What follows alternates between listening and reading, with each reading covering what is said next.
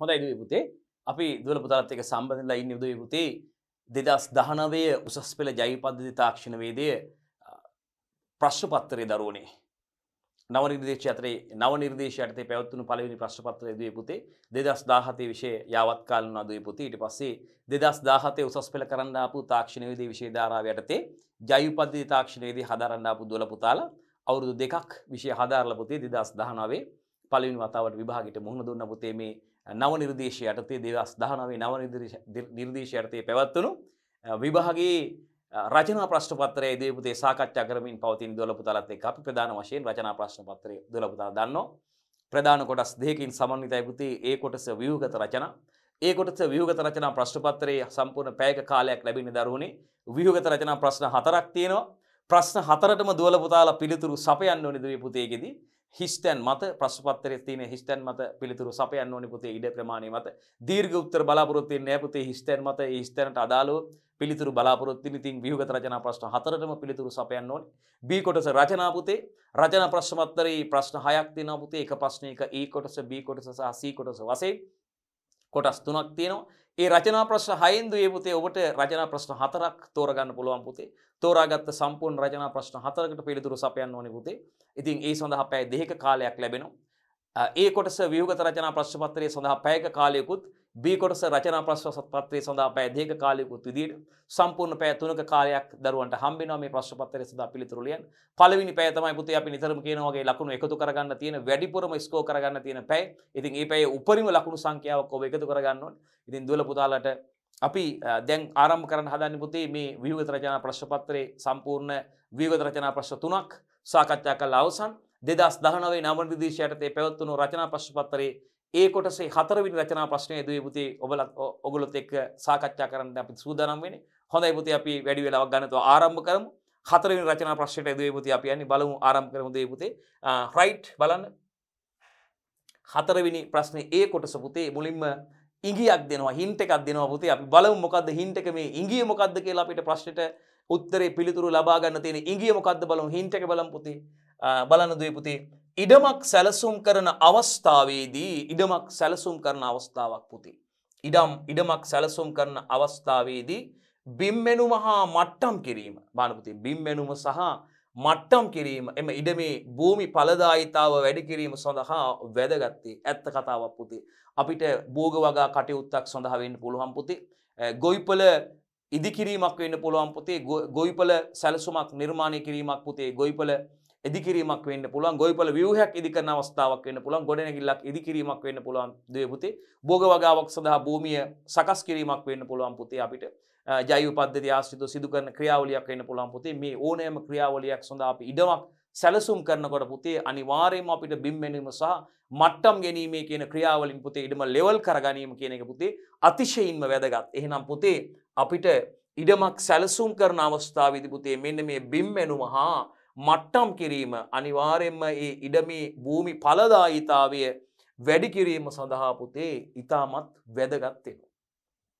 ඒකයි හින්ට් එක. එහෙනම් බිම් වෙනීම සම්බන්ධයෙන් දුවේ පුතේ ඔයගොල්ලෝ දන්නවා යාවත් කාලීන විෂය නිර්දේශය තුල 12 වෙනි ශ්‍රේණියේ 3 වෙනි ඒකකයේ තමයි දුවේ පුතේ බිම් 12 වෙනි ශ්‍රේණියේ 3 වෙනි ඒකකයයි පුතේ බිම් වෙනීම සහ මට්ටම් ගැනීම ඒකකේ ඒ ඒකකයට අදාළ බහුවර්ණ ප්‍රශ්න වගේම ව්‍යුහගත ප්‍රශ්න සහ රචනා ප්‍රශ්න නිතරම අහනවා පුතේ හැම අවුරුද්දකම අහනවා. ඉතින් 2019 අවුරුද්දෙත් පුතේ ඒ විෂය නිර්දේශයේ යාවත් කාලේ ආරම්භක අවුරුද්දෙත් පුතේ මේ ප්‍රශ්නේ අහනවා දරුවන්ගෙන් ප්‍රශ්නයක් බිම් වැනීම ඒකකෙන් ව්‍යුහගත ප්‍රශ්නයක් බලමු පුතේ ව්‍යුහගත ප්‍රශ්නෙට අපි යන්න. හොඳයි දුවේ පුතේ බලන්න. එහෙනම් ඉඩමක් සැලසුම් කරන අවස්ථාවේදී පුතේ ඉඩමක් සැලසුම් කරන අවස්ථාවේදී බිම් වෙනුම හා මට්ටම් කිරීම එම ඉඩමේ භූමි ඵලදායීතාවය වැඩි කිරීම සඳහා වැදගත් වෙනවා. අපෙන් අහනවා තියඩොලයිට්ටුව භාවිතයෙන් ලබාගත හැකි වන වැදගත් පාඨාංක දෙකක් සඳහන් කරන්න මේ තියඩොලයිට්ටුව කියන උපකරණය පුතේ විශේෂයෙන්ම අපි ඔබ දන්නවා දම්වැල් මැනීම ගැන කතා කරොත් පුතේ අපි දන්නවා දම්වැල් මැනීම කියන්නේ අපිට යම්කිසි ඉඩමක් මැනගන්න ඉඩමක් මැනලා ඉඩමක සිතියමක් පිළියෙල කර ගැනීම සඳහා නේද දරුවනේ කුඩා ඉඩමක් රයිට් බාධක අඩු ඉඩමක් මැනලා අපිට ඉඩමක සිතියමක් පිළියෙල කර ගැනීම සිදු කරන්න පුළුවන් පුතේ ඉඩමක් මැන ගැනීම සිදු කරන්න පුළුවන් සරල පැරණි ක්‍රමයක් දම්වැල භාවිතේ.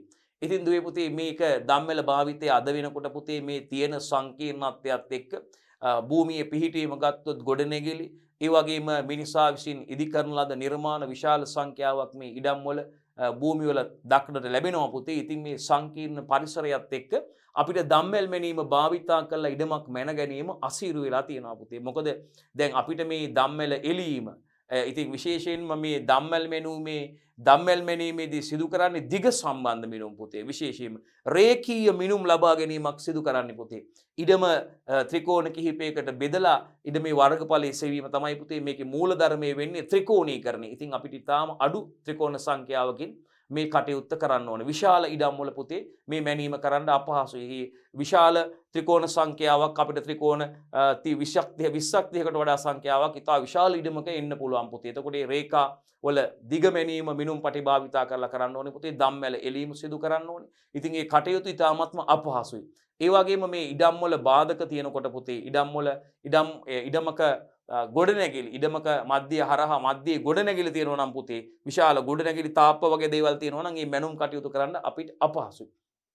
ඉතින් එවැනි අවස්ථාවන් වල දරුවනේ අපිට විශේෂයෙන්ම මේ කෝණ මැන ගැනීම තුලින් මේ අපිට ඉඩමක මිනුම් කටයුතු සිදු කරගන්න පුළුවන් ක්‍රමයක් විදියට පුතේ උපකරණයක් විදියට මේ තියඩොලයිට්ටුව භාවිතා කරන්න පුළුවන්. මේ තියඩොලයිට්ටුව භාවිතා කරලා පුතේ අපිට පුළුවන් තිරස්තලයේ සහ සිරස්තලයේ කෝණ මැන ගන්න පුළුවන් පුතේ. මොනවද පුතේ අපිට තියඩොලයිට්ටුව භාවිතා කළ මේ කෝණ මැනීම සඳහා භාවිතා කරන උපකරණයක් දරුවනේ ඉඩමක. අපිට දැන් ගත්තාම දරුවනේ අපිට මේ විශේෂයෙන්ම අපිට මේ කෝණ මැනලා ඒ අනුව පුතේ අපිට මේ දුරවල් මැන ගැනීම සිදු කරන්න පුළුවන් මේ තියඩොලයිට්ටුව භාවිතා කරලා. විශේෂයෙන්ම දම්වැල් මැනීම මගින් සිදු කරගන්න බැරි කටයුත්තක් අපිට පුතේ අපිට විශේෂයෙන්ම මේ තියඩොලයිට්ටුව කියන උපකරණය භාවිතා කරලා නවීන තියඩොලයිට්ටු තියෙනවා පුතේ. අතීතයේ භාවිතා කරපු තියඩොලයිට්ටු තියෙනවා. නවීන තාක්ෂණයේ භාවිතයෙන් නිෂ්පාදනය කරලා තියෙන තියඩොලයිට්ටු තියෙනවා පුතේ. මේව මගෙන් අපිට විශේෂයෙන්ම මතක තියාගන්න සිරස්තලයේ සහ තිරස්තලයේ කෝණ මැන ගැනීම පුතේ තියඩොලයිට්ටුව නැමැති උපකරණය භාවිතා කරලා පහසුවෙන්ම කරගන්න පුළුවන් අපිට. රයිට් විශේෂයෙන්ම. හරි බලමු අපේ ප්‍රශ්නේ මොකක්ද කියලා. තියඩොලයිට්ටුව භාවිතයෙන් ලබාගත හැකි වැදගත් පාඨාංක දෙකක් සඳහන් කරන්න කියලා තියෙනවා. බලමු පුතේ අපි උත්තරේට යන්න. රයිට් එකක් මෙන්න බලන්න පුතේ අපිට තිරස්තලයේ කෝණ මැන ගන්න පුළුවන් පුතේ. තිරස්තලයේ කෝණ මැන ගන්න පුළුවන් එකක්. අනිත් එක සිරස්තලයේ කෝණ මැන ගන්න පුළුවන්. අපි ලියමු පුතේ උත්තරේ තිරස්තලයේ කෝණ. බලමු පුතේ අපිට පුතේ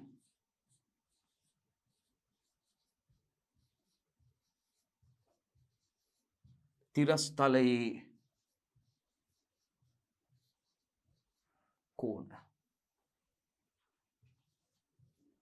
මැනීම ඒ වගේම පුතේ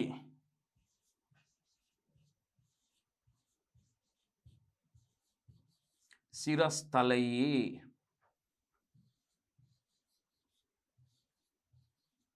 කෝණ මැනීම සිදු කරන්න පුළුවන් විශේෂයෙන්ම. හරි. බලමු පුතේ තියඩොලයිට්ටුව භාවිතා කරලා අපිට එක කෝණ මැන ගැනීම සඳහා තිරස්තලයේ කෝණ වගේම සිරස්තලයේ කෝණ දිශාව. රයිට් පුතේ ලකුණු 3 ගාන එකකට ලකුණු 2ක්. ඒ දෙක ලකුණු 6ක් අපිට ඒ කොටසින් එකතු වෙනවා.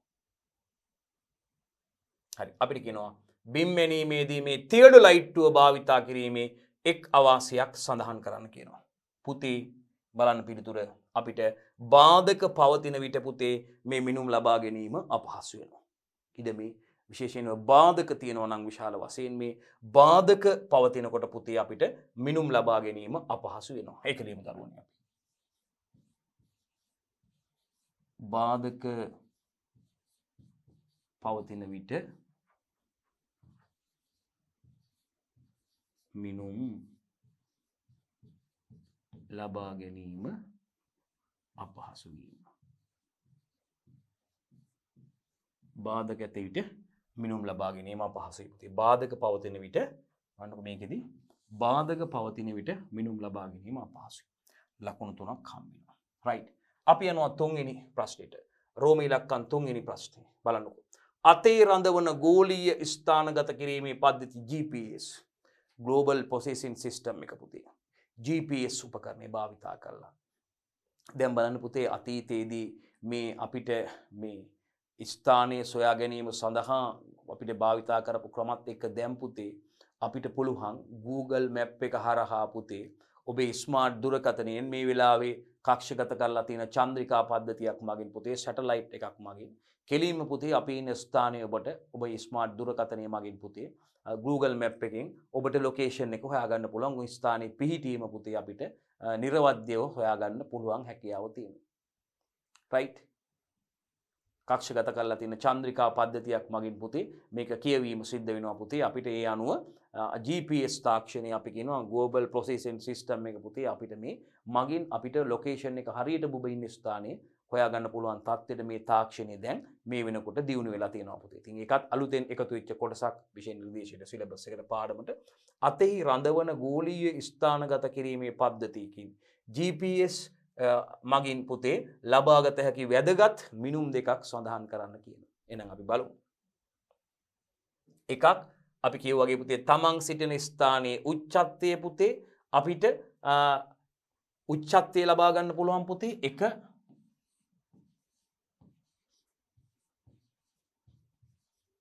තමන් සිටින ස්ථානයේ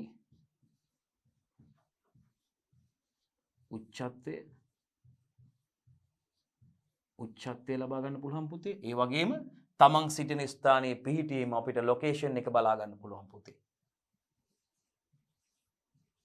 තමන්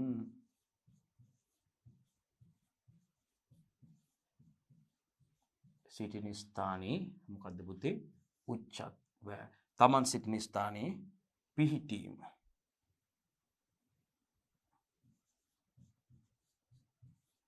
ලොකේෂන් එක. මෙන්න පුතේ එකක්. තමන් සිටින ස්ථානයේ උච්චත්වය ලබා ගන්න පුළුවන් පුතේ. ඒ වගේම තමන් සිටින ස්ථානයේ පිහිටීම දැනගන්න පුළුවන්. එක කරුණකට ලකුණු 3 ගානේ පුතේ කරුණු දෙකට ලකුණු 6ක් ලැබෙනවා. හතරවෙනි කොටස. ඒ වගේම වැදගත් ප්‍රශ්නයක්. පුතේ අපිට වැදගත් වෙනවා මේ සමෝච්ච රේඛා සිතියම් ගැන කතා කරනකොට පුතේ විශේෂයෙන් මේකත් සිලබස් එකට අලුතෙන් එකතු වෙච්ච කොටසක් පුතේ බිම් මැනීම සහ මට්ටම් ගැනීම එකකේ අවසානයේ අපි සමෝච්ච රේඛා ගැන කතා කරනවා පුතේ. සම උස ඇති ස්ථාන යා කරමින් නිර්මාණය කරන සිතියම් කතා කරනවා පුතේ. සමෝච්ච රේඛා සිතියම් කරන ගැන අපි කතා කරනවා පුතේ විශේෂයෙන්ම මේ ක්‍රියාවලියේදී. එහෙනම් අපෙන් අහන්නේ මේ සමෝච්ච සිතියමක සමෝච්ච අතර අන්තරය පුතේ. සමෝච්ච සිතියමක සමෝච්ච අතර අන්තරය නිර්ණය කිරීමේදී මේ සිතියමක පුතේ සමෝච්ච සිතියමක සමෝච්ච අතර අන්තරය නිර්ණය කිරීමේදී අපෙන් අහනවා පුතේ සලකා බැලිය යුතු එක් වැදගත් සාධකයක් සඳහන් කරන්න. අපි බලමු. මෙන්න පුතේ සාධක කිහිපයක් තියෙනවා. විශේෂයෙන්ම සිතියමේ පරිමාණය පිළිබඳ අපි සලකා බලන්න ඕනේ පුතේ. right එකක් ලියපුවාම ප්‍රමාණවත්. සිතියමේ පරිමාණය right අපි සැබෑ පොළොව මත පිහිටීම අපි සිතියම මත දක්වීම සඳහා පුතේ පරිමාණයක් යොදා ගන්නවා. අපි අහලා තියෙනවා දැන් අපි කිව්වොත් අපි කියමු පරිමාණය අපි කියනවා 1ට ලක්ෂයයි. නැත්නම් 1ට 50000යි කියනවා.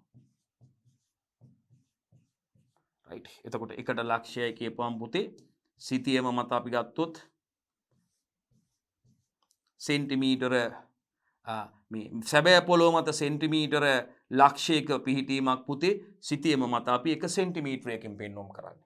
1ට 50000යි කියපුවාම පුතේ සැබෑ පොළොව මත සෙන්ටිමීටර 50000ක ප්‍රමාණයක් පුතේ අපි සිතියම මත 1 සෙන්ටිමීටරයකින් පෙන්වුම් කරන්නේ. පරිමාණය. දැන් අපිට සැබෑ පොළොව මත මීටර 100ක දුරක් පුතේ සිතියම මත මීටර 100කින් පෙන්වන්න බෑනේ. ඒ සඳහා සුදුසු පරිමාණයක් අපි තෝරගන්න ඕනේ. දැන් අපිට කියන්න පුළුවන් පුතේ අපි සෙන්ටිමීටර 10ක් අපි මීටර 10ක් සෙන්ටිමීටර 1කින් පෙන්වනවා සිතියම මත. මීටර 10ක දුරක් සිතියම මත සෙන්ටිමීටර 1කින් නිරූපණය කරනවා. එහෙනම් අපි සැබෑ පොළොව මත තියෙන පිහිටීම සිතියම මත නිරූපණය කිරීම සඳහා අපි පරිමාණයක් යොදා ගන්න ඕනේ පුතේ. මම හිතන්නේ ඔබට අවබෝධය තියෙනවා. එහෙනම් සිතියමේ පරිමාණය ගැන පුතේ අපි සැලකිලිමත් වෙන්න ඕනේ. ඒ වගේම පුතේ සිතියම ඇඳීමට ගතවන කාලය, ඒ වගේම සිතියම ඇඳීමේ අරමුණ, සිතියමක් ඇඳීමට ගතවන කාලය සහ සිතියම ඇඳීමේ අරමුණ මත පුතේ අපිට ඒක පැහැදිලිව අනාවරණය කරගන්න හැකියාව තියෙනවා. right අපි යමු ඉදිරියට. දකුණු 3ක් හම් වෙනවා පුතේ. එකයි අහන්නේ. B කොටස. ඔන්න බලන්න. හතරවෙනි ප්‍රශ්නේ B කොටසට යනවා පුතේ. අපිට හින්ට් එකක් ඒකෙන් දෙනවා බලන්න. බොයිලර් කුකුළු මස් නිෂ්පාදනය කෙටි කාලයක් තුලදී ඉහළ ප්‍රතිලාභ අත්කර දෙයි. ඔව් ඇත්තටම.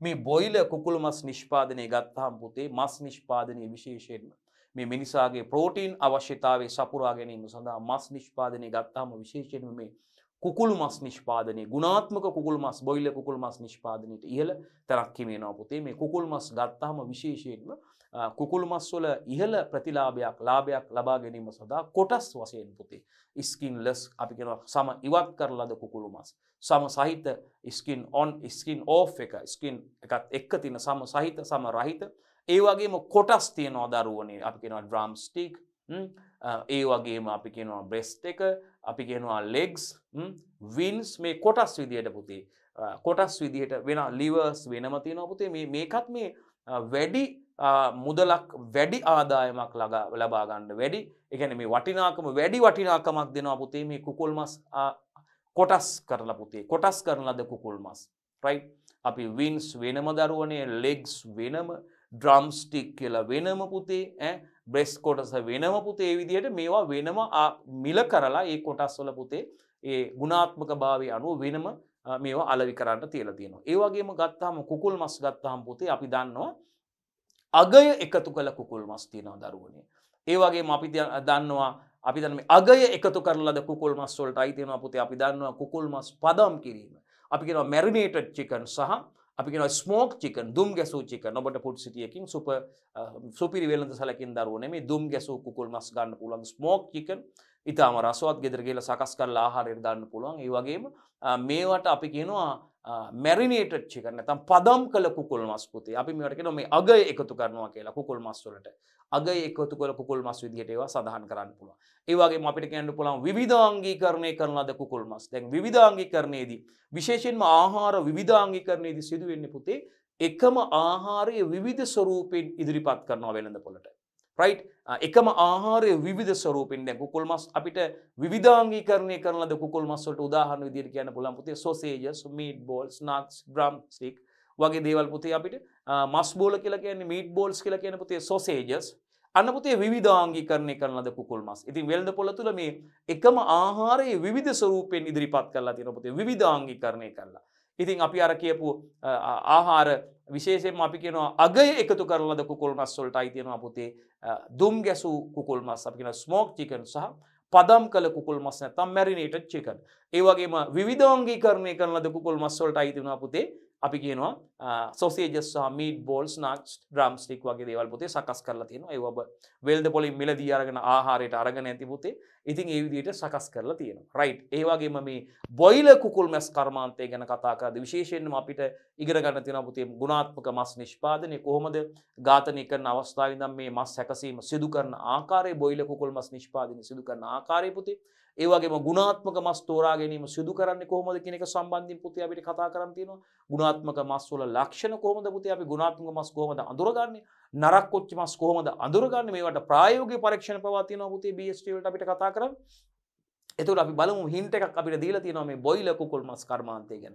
ඉතින් පුතේ බොයිලර් කුකුල් මස් නිෂ්පාදනයේ කෙටි කාලයක් තුලදී ඉහළ ප්‍රතිලාභ අත්කරගෙන දෙන ආර්ථික වාසිය වගේම දරුවනේ ඒක විශේෂයෙන්ම මේ කර්මාන්තය ගත්තාම ලාභදායී කර්මාන්තයක් විදිහට අපිට හඳුන්වන්න පුළුවන් මේ ගුණාත්මක බොයිලර් කුකුල් මස් නිෂ්පාදනය පුතේ. කෙටි කාලයක් තුලදී ඇත්තටම පුතේ බොයිලර් කුකුල් මස් නිෂ්පාදනයේ කෙටි කාලයක් තුලදී මේ ඉහළ ප්‍රතිඵල අත් ලබා දෙන කර්මාන්තයක් විදිහට සඳහන් කරන්න පුළුවන්. ඉතින් මොකද මේක ජනතාවගේ අවශ්‍යතාවයක් ප්‍රෝටීන් අවශ්‍යතාවය සපුරා ගැනීම දැන් බහුලව භාවිතා කරනවා පුතේ කුකුල් මස්. එකතෝ මේ වෙළඳපොළේ සුලභව දක්නට ලැබෙන විවිධාංගීකරණය කරන ලද කුකුළු මස් නිෂ්පාදන දෙකක් සඳහන් කරන්න කියලා තියෙනවා. ඉතින් එකම ආහාරයේ විවිධ ස්වරූපයෙන් ඉදිරිපත් කිරීම පුතේ මේ විවිධාංගීකරණයේදී මේ මස් වල මුල් ස්වරූපය දකින්න ලැබෙන්නේ නැහැ. ඒ කියන්නේ අපි කියනවා මේ ආහාරයේ මූලික ස්වරූපය වෙනස් වෙනවා විවිධාංගීකරණයේදී. දැන් අර අපි විශේෂයෙන්ම අගය එකතු කිරීමේදී දැන් පදම් කළ කුකුල් මස්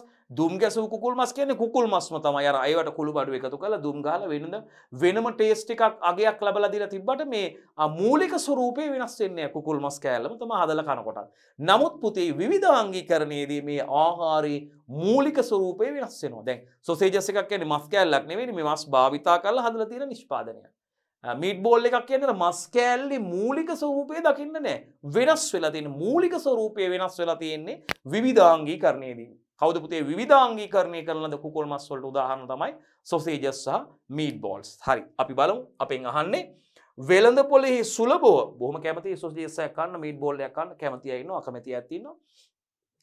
ඉතින් කුඩා දරුවන් ඉන්න වැඩිහිටියෝ ගත්තොත් මේ සොසේජස් වලට කැමති රයිට් විවිධ ප්‍රමාණයේ විවිධ ආකාරයේ සොසේජස් ජම්බෝ සොසේජස් තියෙනවා නිදරුවනේ නිර්මාණයේ චීස් දාපු සොසේජස් තියෙනවා ඒවට කුළු බඩු එකතු කරලා තමයි මේවා සකස් කරලා තියෙන්නේ හැබැයි විශේෂත්වය මේ ආහාරයේ මූලික ස්වරූපේ වෙනස් වෙනවා කුකුල් මස්ම නෙවෙයි මේ ප්‍රොඩක්ෂන් එක කුකුල් මස් දාලා තමයි හදන්නේ නමුත් අර අපි කුකුල් මස් වල තිබ්බ මූලික ලක්ෂණ වෙනස් වෙලා තියෙනවා රයිට් ඒකට අපි කියන්නේ විවිධාංගීකරණය කරන ලද කුකුල් මස් මීට් බෝල් සොසේජස් අපිට කියන්න පුළුවන් එහෙනම් පුතේ වෙළඳ පොලේ සුලභව දක්නට ලැබෙන හරිද පහසුවෙන් නිතරම දකින්න තියෙන විවිධාංගීකරණය කරන ලද කුකුළු මස් නිෂ්පාදන දෙකක් නම් කරන්න කියනවා. අපි යම් බලන්න හරිද උත්තරේ බලන්න.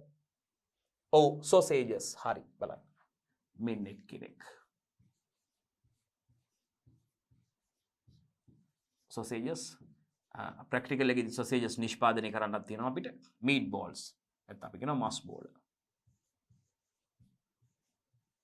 මස් බෝල් මීට් බෝල් sausages මස් බෝල් මීට් බෝල්ස් ඒ වගේම nuts තියෙනවා පුතේ chicken roll chicken burger මේවත් තියෙනවා අපිට කියන ඕනෑම දෙකක් සඳහා ලකුණු දෙක වැඩි කිරීම 2 4යි ඕගොල්ලන්ට මෙන්න මේ හතරෙන් ඕනම දෙකක් තිබ්බොත් ලකුණු හම්බ වෙනවා පුතේ sausages meat balls කියලා ලියලා තියෙනවා ප්‍රධාන මෂින් එක හරි නිවැරදි ඊට අමතරව ඕගොල්ලෝ nuts chicken roll chicken burger කියලා තියෙනවා නම් ඒ burger ඒ වගේත් අර මූලික ස්වරූපයේ වෙනස් වෙලා තියෙන chicken roll නග්ස්ට් විදියටත් ඒවා තියෙනවා පුතේ.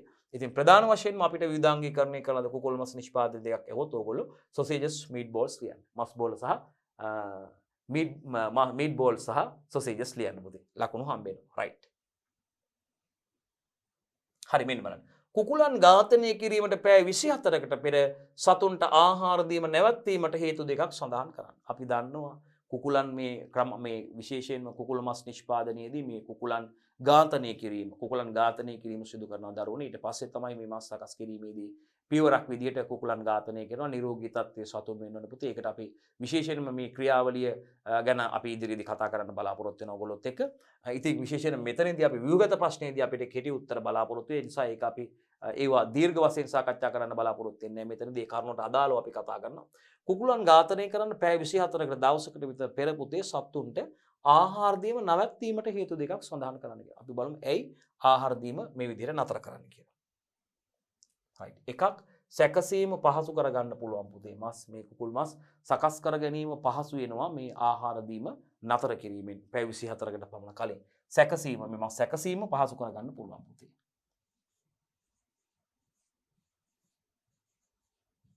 සැකසීම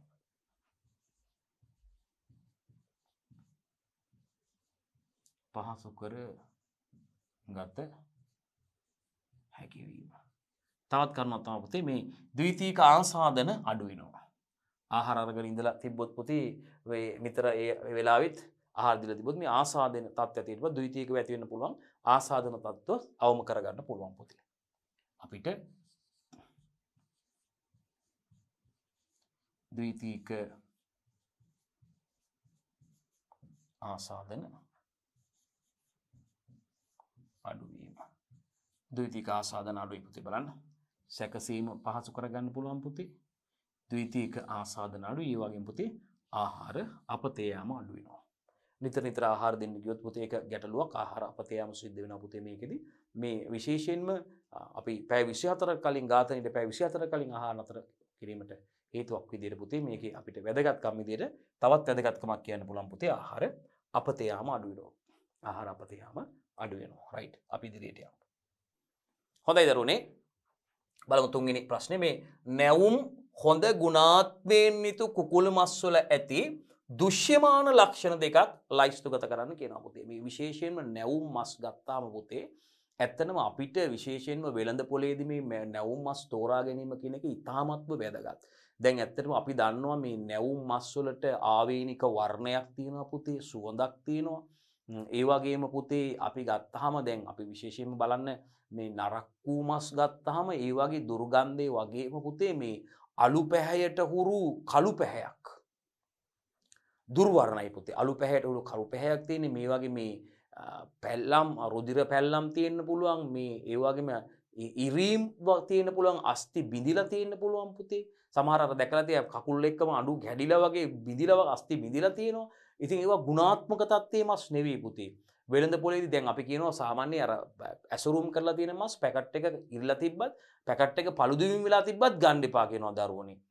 ඉතින් රුධිර පැල්මත් ඝාතනය කරන අවස්ථාවේදී මේ විශේෂයෙන් ගුණාත්මකව සකස් වුනේ නැති වුනහම මේ මස් මේ විශේෂයෙන්ම ඝාතනය කරන අවස්ථාවේ ඉඳන් මස් සකස් කරන අවස්ථාව දක්වා පියවරවන් තුලදී සිදුවන අඩුපාඩු නිසා ඒක මස්වල ගුණාත්මක භාවයට ප්‍රධාන වශයෙන් හේතුව බලපානවා පුතේ. මේ මස් ඝාතනය කරන අවස්ථාවේ ඉඳන් මේ සිදු කරන ක්‍රියාවලින් පුතේ හතා මේ අල්ලන විදිය හතාව හැන්ඩල් කරන විදිය ඝාතනය කරන අවස්ථාව ඊට පස්සේ ක්‍රියාවලිය සකස් කිරීම සිදු කරන මේ එක් පියවරේදී පුතේ මේ ගුණාත්මක භාවයට හානි වෙන්න පුළුවන් සිදුවීම් වෙන්න පුළුවන්. ඉතින් මස් සමහරලාට තැලීම් තියෙන්න පුළුවන් පුතේ. මේ ඒ වගේම පැල්ලම් රුධිර පැල්ලම් දුර්වර්ණ වෙලා අස්ථි බිඳිලා තියෙන්න පුළුවන් පුතේ. ඒ වගේම මේ විශේෂයෙන්ම අලු පැහැයට හුරු කළු පැහැයක්. ඒ වගේ මිලදී ගන්න අපි දන්නවා අවර්ණයි පුතේ දුර්වර්ණ වෙලා තියෙන්නේ. මේ ඇත්තටම මේ තද ගතියක් තියෙනවා නැවුම් මස් වල පුතේ. අපි කියනවා විශේෂයෙන්ම කහ පැහැයට හුරු සුදු පැහැයක්. නැත්නම් රෝස පැහැයක්. ලා කහ පාට හෝ රෝස පැහැ ලා රෝස පාටක් හරි කහ පැහැයක් ගන්න පුළුවන් පුතේ නැවුම් මස්. අපි කියනවා කහ පැහැයට හුරු සුදු පැහැය හෝ රෝස පාටක් තමයි දකින්න තියෙන ප්‍රෙෂ් නැවුම් මස් වල පුතේ. ඒ වගේම නැවුම් මස් වල මේ රුධිර පැල්ලම් දකින්න නැහැ දරුවනේ. ඉතින් ඒක නිසා අපි මේ ගුණාත්මක නැවුම් මස් තෝරා ගන්නකොට විශේෂයෙන් සැලකිලිමත් වෙන්න මොනවද මේ දෘශ්‍යමාන ලක්ෂණ අපිට දකින්න තියෙන මේ වගේ පුතේ. ඉතින් ඒ ගැනයි අපි කතා කරන්න යන්නේ. අපි බලමු පිළිතුරට යමු පුතේ ඒක සාකච්ඡා කරන්න. රයිට් අපි ලියමු වර්ණයේ කහ පැහැ මිශ්‍රිත සුදු හෝ රෝස බලමු පුතේ. රයිට් අපි ඒකට යමු. බලන්න පුතේ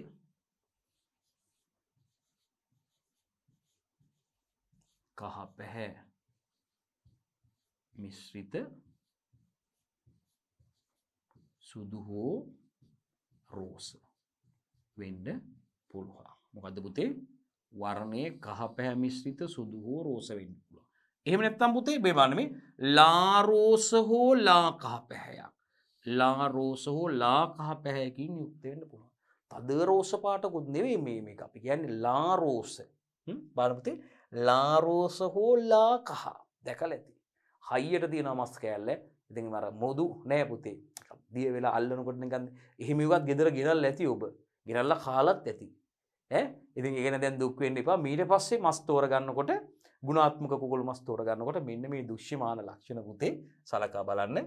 පළුදු වීම නැහැ පුතේ. සමහර මස් වල නිකන් ඉරි කැපිලා වගේ බ්ලේඩ් වලින් මේ කැපිලා වගේ ඇදිලා ගිහිල්ලා වගේ පළුදු වීම තියෙනවා පුතේ. මේ නැවුම් මස් වල පළුදු වීම නැහැ පුතේ. හොඳට තියෙනවා පුතේ. හොඳට ෂයින් එක හොඳට ෆ්‍රෙෂ් මස් වල තියෙනවා පුතේ. වර්ණේ නියම වර්ණේ නැවුම් මස් වල පුතේ හොඳට තියෙනවා දරුවනේ පුෂ්ටිමත්ව. එතකොට පළුදු වීම නැහැ. අපි ලියමු මේ වර්ණය ගැන ලියුව පළුදු වීම නොමැති වීම පුතේ. පළුදු වීම නොමැති වීම. රයිට්. පළුදු වීම නොමැති වීම. රයිට්. පළුදු වීම නැහැ පුතේ. තැලීම් නොමැතිවීම. තැලිච්ච මසුත් අපිට වෙළඳ පොළේ ඔබ මිලදීගෙන නැති දකින්න තියෙනවා පුතේ. ඒවත් අරවා ගොඩේම තියෙනවා. වෙනම හරි ඒවා ගොඩේම දකින්න පුළුවන්. තියලා තියෙනවා. සමහරවන් තියලා තියෙන ඒවා අයින් කරලා තියෙනවා. මොකද එතකොට මේ බිස්නස් එක කරන්න බෑ ඒගොල්ලොන්ට. ඒ වගේ ලාභ ගන්න බෑ. බලන්න මේ නිකන් අඩු මිලට දීලා තේරුමකුත් නෑ දෙන්නෙත් නෑ. අර ගොඩේම සමහරු තියලා විකුණ ගන්න බලනවා. ඉතින් ඒ වගේ ඒවට අහු වෙන්න එපා. තැලීම් නොමැතිවීම. අස්ති බිඳීනු තිබීම අපි සමහරක විය අර සමහර කකුල් කැඩලා අස්ති බිඳිලා නිකන් ඒ විදිහට ඇද වෙලා ඒ විදිහ තියෙනවත් අපි ඕන තරම් දැකලා තියෙනවා ගෙවල් වලට ගෙනල්ලත් ඇති කියනකොට මොකක් හරි හේතුවක් වෙලා ඒ අර සකස් කිරීමේදී සිදුවන පසුව මේ අපි මේ සිදුවන පුතේ මේවා අර හැන්ඩලින් වලදී සිදුවන දුර්වලතා දෝෂ නිසා තමයි මේ ගුණාත්මක භාවයට හානි වෙන්නේ. ඒ වගේත් එතකොට වටිනාකම අඩු වෙනවා මේ නිෂ්පාදනයේදී. මේ නිෂ්පාදන වල වටිනාකම අඩු වෙනවා. අස්ති බිඳිලා නැහැ පුතේ මේවා අපිට දෘශ්‍යමාන ලක්ෂණ. ඒ වගේ පුතේ කුඩා පිහාටු නොතැබීම. හරියට මේ ප්‍රොසෙස් එක කරලා තිබෙන්නේ නැත්නම් එහෙම කුඩා පිහාටු දකින්න තියෙනවා පුතේ. මේ කුඩා පිහාටක්වත් නැවුම් මස් වල නැත. හරියට ගුණාත්මක තත්ත්වයේ කුකුළු මස් වල නිෂ්පාදනය කරලා තියෙන වගේ කුඩා පිහාටක්වත් දකින්න නැත. කුඩා පිහාටු එහෙම තියෙනවා නම් ක්වොලිටි එක බාලයි. ගුණාත්මක තත්ත්වයෙන් නැහැ පුතේ. ඒ වගේම මල කඳේ රුධිර පැල්ලම් නොතිබීම අන්න බලන්න සමහර ඒ වගේ පුතේ මේ හරියට රුධිරයේ ඉවත් වීම ඝාතනයෙන් පස්සේ හරියට රුධිරයේ ඉවත් වීම සිදු නොවීම පිරිසුදු නොවීම නිසා පුතේ මේ මල කඳේ රුධිර පැල්ලම් දකින්න පුළුවන්. ඒකත් ගුණාත්මක මස්වල ලක්ෂණයක් නෙවෙයි පුතේ. මස්වල ගුණාත්මක භාවය හානි වීම සඳහා ඒකත් හේතුවක් වෙනවා පුතේ මේ රුධිර පැල්ලම් තියෙන එක. ඒකත් තියෙන්න බැහැ පුතේ. මතක තියාගන්න එහෙනම් පුතේ විශේෂයෙන්ම මලකදී රුධිර පැල්ලම් නොතිබීමත් පුතේ ඉතාමත්ම වැදගත් වෙනවා. මේකෙන් ඕනෑම කරුණු දෙකක් සඳහා පුතේ එක කරුණකට ලකුණු 3 ගානේ ලකුණු 6ක් ඔබට එකතු කරගන්න පුළුවන් මෙතනින් කරුණු දෙකක් ලිව්වොත්. හරි. C කොටසට යනවා පුතේ අපි. අල්ලා ගන්නා අවස්ථාවේදී අනිසි ලෙස පරිහරණය නිසා අපි කියනවා මේ post hours handling වල පසුවස්සනු හැසිරවීම් වල තියෙන දෝෂ දුර්වලකම් නිසා පුතේ ඇත්තටම විශාල වියදමක් කරලා අපි දන්නවා බහුදින දීවර යාත්‍රාවක් යවන්න ගැඹුරු මුහුදේ මසුන් නැල්ලීම සඳහා පුතේ දින 20ක් 25ක කාලයක් විතර ගැඹුරු මුහුදේ මසුන් අල්ලන්න යන විශාල මුදලක් යනවා පුතේ. ඇම සඳහා විශාල මුදලක් යනවා. මසුන් අල්ලන්න ඇමට මාළු අවශ්‍යයිනේ පුතේ. විශේෂයෙන්ම දැන් ටූනා මසුන් ඇල්ලීම සඳහා ඇම වෙනුවෙන් පුතේ ලක්ෂ 5ක විතර ඊටත් වඩා වැඩි ඇම යනවා පුතේ. ඒ කියන්නේ ආනයනය කරන දැල්ලන් වගේ මත්ස්‍යයෙන් තමයි යොදාගන්නේ පුතේ. වේකියා වගේ මසුන් යොදා ගන්න අවස්ථා තියෙනවා. ඉතින් ඒ වගේම පුතේ ඉන්ධන නේද බෝට්ටුවක් යනකොට ආහාරය යන අයට පුතේ. ඉතින් මේ අනිකුත් මේ ආම්පන්න ඒ ගිනින දේවල් වලට තවත් ලක්ෂ 5ක් විතර යනවා පුතේ. ඉතින් ලක්ෂ 10කට 15කට ආසන්න සංඛ්‍යාවක් අද කාලේ හැටියට මේ දින ගණනාවක් දින 20ක් 25ක් බහුදින දීවර යාත්‍රාවක මේ මාළු අල්ලන්න යන්න විශාල වියදමක් යනවා. ඉතින් මේ එහිදී මේ අල්ලගන්න මාළු බයි කැච් එක ඉතින් හරියට හැන්ඩල් කරන්න ඕන. විශාල මත්ස්‍යයන් නම් පුතේ ඒගොල්ලෝගේ විශේෂයෙන්ම අතුණු බහන් කොටස්, බඩවැල් කොටස්, ඒ වගේම කරමාල් කොටස් අයින් කරලා ඒ අයිස් කරන්න ඕනේ පුතේ. නිවැරදිව අයිස් කරන්න ඕනේ. අල්ලගන්න මාළු පිරිසුදු ජලයෙන් හොදන්න ඕනේ පුතේ. හොදලා මේගොල්ලෝ අයිස් කරන්න ඕනේ. සාමාන්‍ය අයිස් කරනකොට ඉස්සෙල්ලාම අපි අයිස් තට්ටුවක් මුලින් දාලා ඒ මත මසුන් අසුරනවා පුතේ. අසුරලා අර මාළු වැහෙන්න ආය අයිස් තට්ටුවක් දානවා. නැවත මාළු තට්ටුවක් අයිස් තට්ටුවක් ඒ විදිහට තමයි පුතේ සකස් කරගන්න ඇසිරීම කරන්න. ඉතින් විශාල මත්ස්‍යයන් නම් පුතේ අල්ලගත්තට පස්සේ මේ මාළුන්ගේ කරමල් අතුබහන් කොටස් ඉවත් කරන්න ඕනේ පුතේ. නැත්තම් මාළු නරක් වෙන්න පුළුවන්.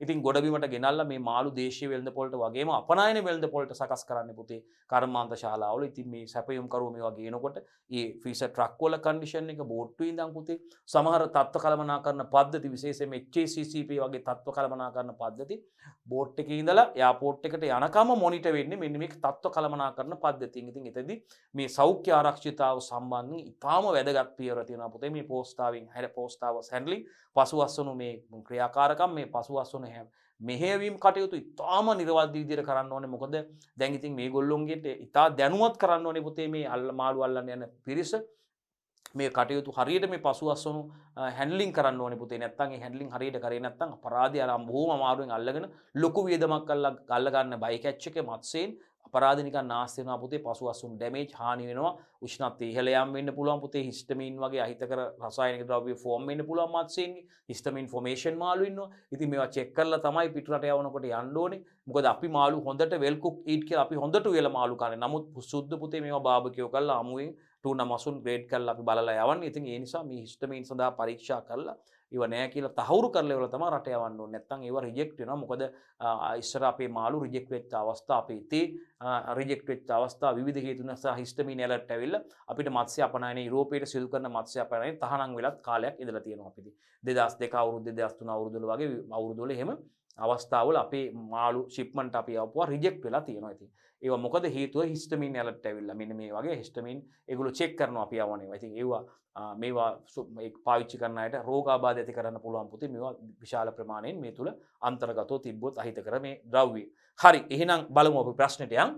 අපෙන් අහන්නේ අල්ලා ගන්නා අවස්ථාවේදී අනිසි ලෙස පරිහරණය නිසා කියන්නේ නියමාකාරයෙන් මේ හැන්ඩල් නොකිරීම පුතේ සමහර අල්ලලා ඔය මාළු අර දානවා තට්ටු මත ඔහෙම දානවා පුතේ විසි කරනවා අල්ලගෙන ඉතින් ඒගොල්ලෝ හරියට මේ පසු අස්වනු ක්‍රියාකාරකම් සිදු කරේ නැත්නම් අපරාධ ඩැමේජ් වෙනවා පුතේ මේ බයි කැච් එක අල්ලගත්ත මාළු කාවස් ටික නිකන් අපරාධ ඩැමේජ් වෙනවා ඉමීඩියට්ලි වැඩ කටයුතු කරන්න පුතේ බෝට්ටු පිරිසුදු කරලා තියෙන්න ඕනේ ඒ සුදුසු ද්‍රව්‍ය භාවිතා කරලා බෝට්ටු පිරිසුදු කරලා තියෙන මත්ස්‍යයන් පිරිසුදු කරගන්න ඕනේ අල්ලපු මත්ස්‍යයන් නියමිත ආකාරයට අයිස් කරලා ප්‍රශස්ත තත්ත්වයට ඒගොල්ලෝ ගබඩා කරන්න ඕනේ අර කලින් කිව්වාගේ මම විශාල මසුන් අල්ලගත්තොත් ඒ මසුන්ගේ අතුණු බහන් කොටස් ඒ වගේම කර්මල් ඉවත් කරලා නිවැරදි ආකාරයෙන් ඒගොල්ලෝ අයිස් කරන්න ඕනේ ඒ කියන්නේ ප්‍රශස්ත උෂ්ණත්ව තත්ත්ව පවත්වාගෙන නියමිත ආකාරයට ගොඩබිමට අරන් ආවොත් තමයි පුතේ අර ෆ්‍රෙෂ් නැවුම් ගතිය තිබ්බොත් තමයි නැවුම් තත්ත්වයට තේම අපි අපනයනය කරන්න හැකියාව තියෙන පුතේ දේශීය වෙළඳ පොළට වේවා විශේෂයෙන්ම අපනයනයේදී තාමත්ම වැදගත් වෙනවා මොකද තත්ත්ව කළමනාකරණ පද්ධති ක්‍රියාත්මක වෙනවා ISO 22000 HACCP වගේ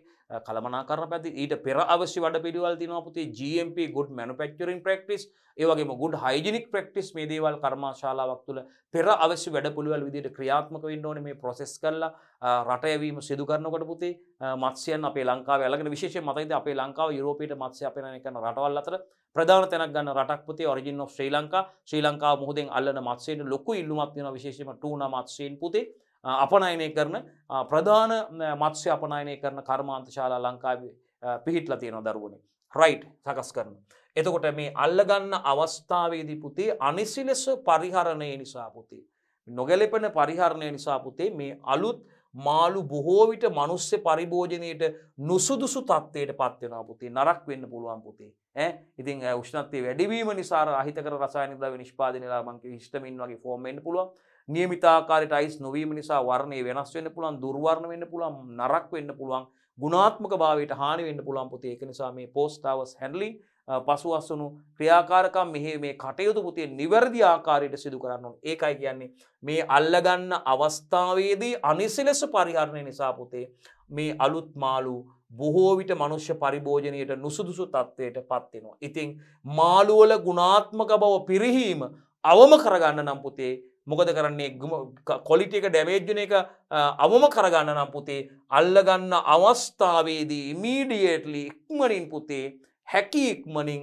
ඒ අනුගමනය කළ යුතු යහපත් පුරුදු අනුගමනය කරන්න ඕනේ. අපෙන් අහන්නේ එහෙනම් අල්ලගත්ත අවස්ථාවේදී අනුගමනය කළ යුතු යහපත් පුරුදු දෙකක් සඳහන් කරන්න කියලා. රයිට් හරි බලමු. මෙන්න පුතේ යාන්ත්‍රික හානි අවම වන ආකාරයට අල්ලන්න ඕනේ පුතේ මත්ස්‍යයාගේ ශරීරයට දැන් අර අල්ලගත්තාම ඔබල දැකලා ඇති අර අල්ලගත්ත මාළුන්ට අර ලොකු විශාල මාළු අල්ලගත්තාම හිසට ගහනවා අර හිසට පහර දෙනවා ඒ වගේම අයිනෝ අල්ලනකොට ඉතින් මේකෙදි මේ ශරීරයට යාන්ත්‍රික හානි මේ සිදුවීම අවම වන අල්ලමකින් අන්දමකින් තමයි මත්ස්‍ය අල්ලන හිසට ගහනවා නේ බිම දාලා අර බෝට්ටු වල ඔබ දැකලා ඇති හිසට වේගයෙන් පහර දෙනවා හිසට හිත කොටසට පහර දෙනවා ඒ වගේම මේ උපකරණ භාවිතා කරලා අනිනවා ඇදලා ගන්නවා මේ නේද උපකරණ භාවිතා කරලා ඇදලා ගන්නවා ඒ වගේම ශරීරයට හානි වෙලා තියෙන අවස්ථා තියෙනවා ඉතින් මේ අල්ල ගන්නකොට එහෙම යාන්ත්‍රික හානිනුත් පිටේ වැඩක් නෑ ඩැමේජ් වෙනවා එතනින් ශුද්ධජීවී ආසාදන වෙන්න පුළුවන් විවිධ ක්‍රියාවලිය වලට නරක වීම වලට භාජනය වෙන්න පුළුවන් පුතේ ගොඩට ගත්ත ගමන් මත්ස්‍යයාගේ රයිට් ඒක නිසා මතක තියාගන්න යාන්ත්‍රික හානි අවම වන ආකාරයට අල්ලන්න ඕනේ පුතේ ඒකත් ලියමු අපි රයිට්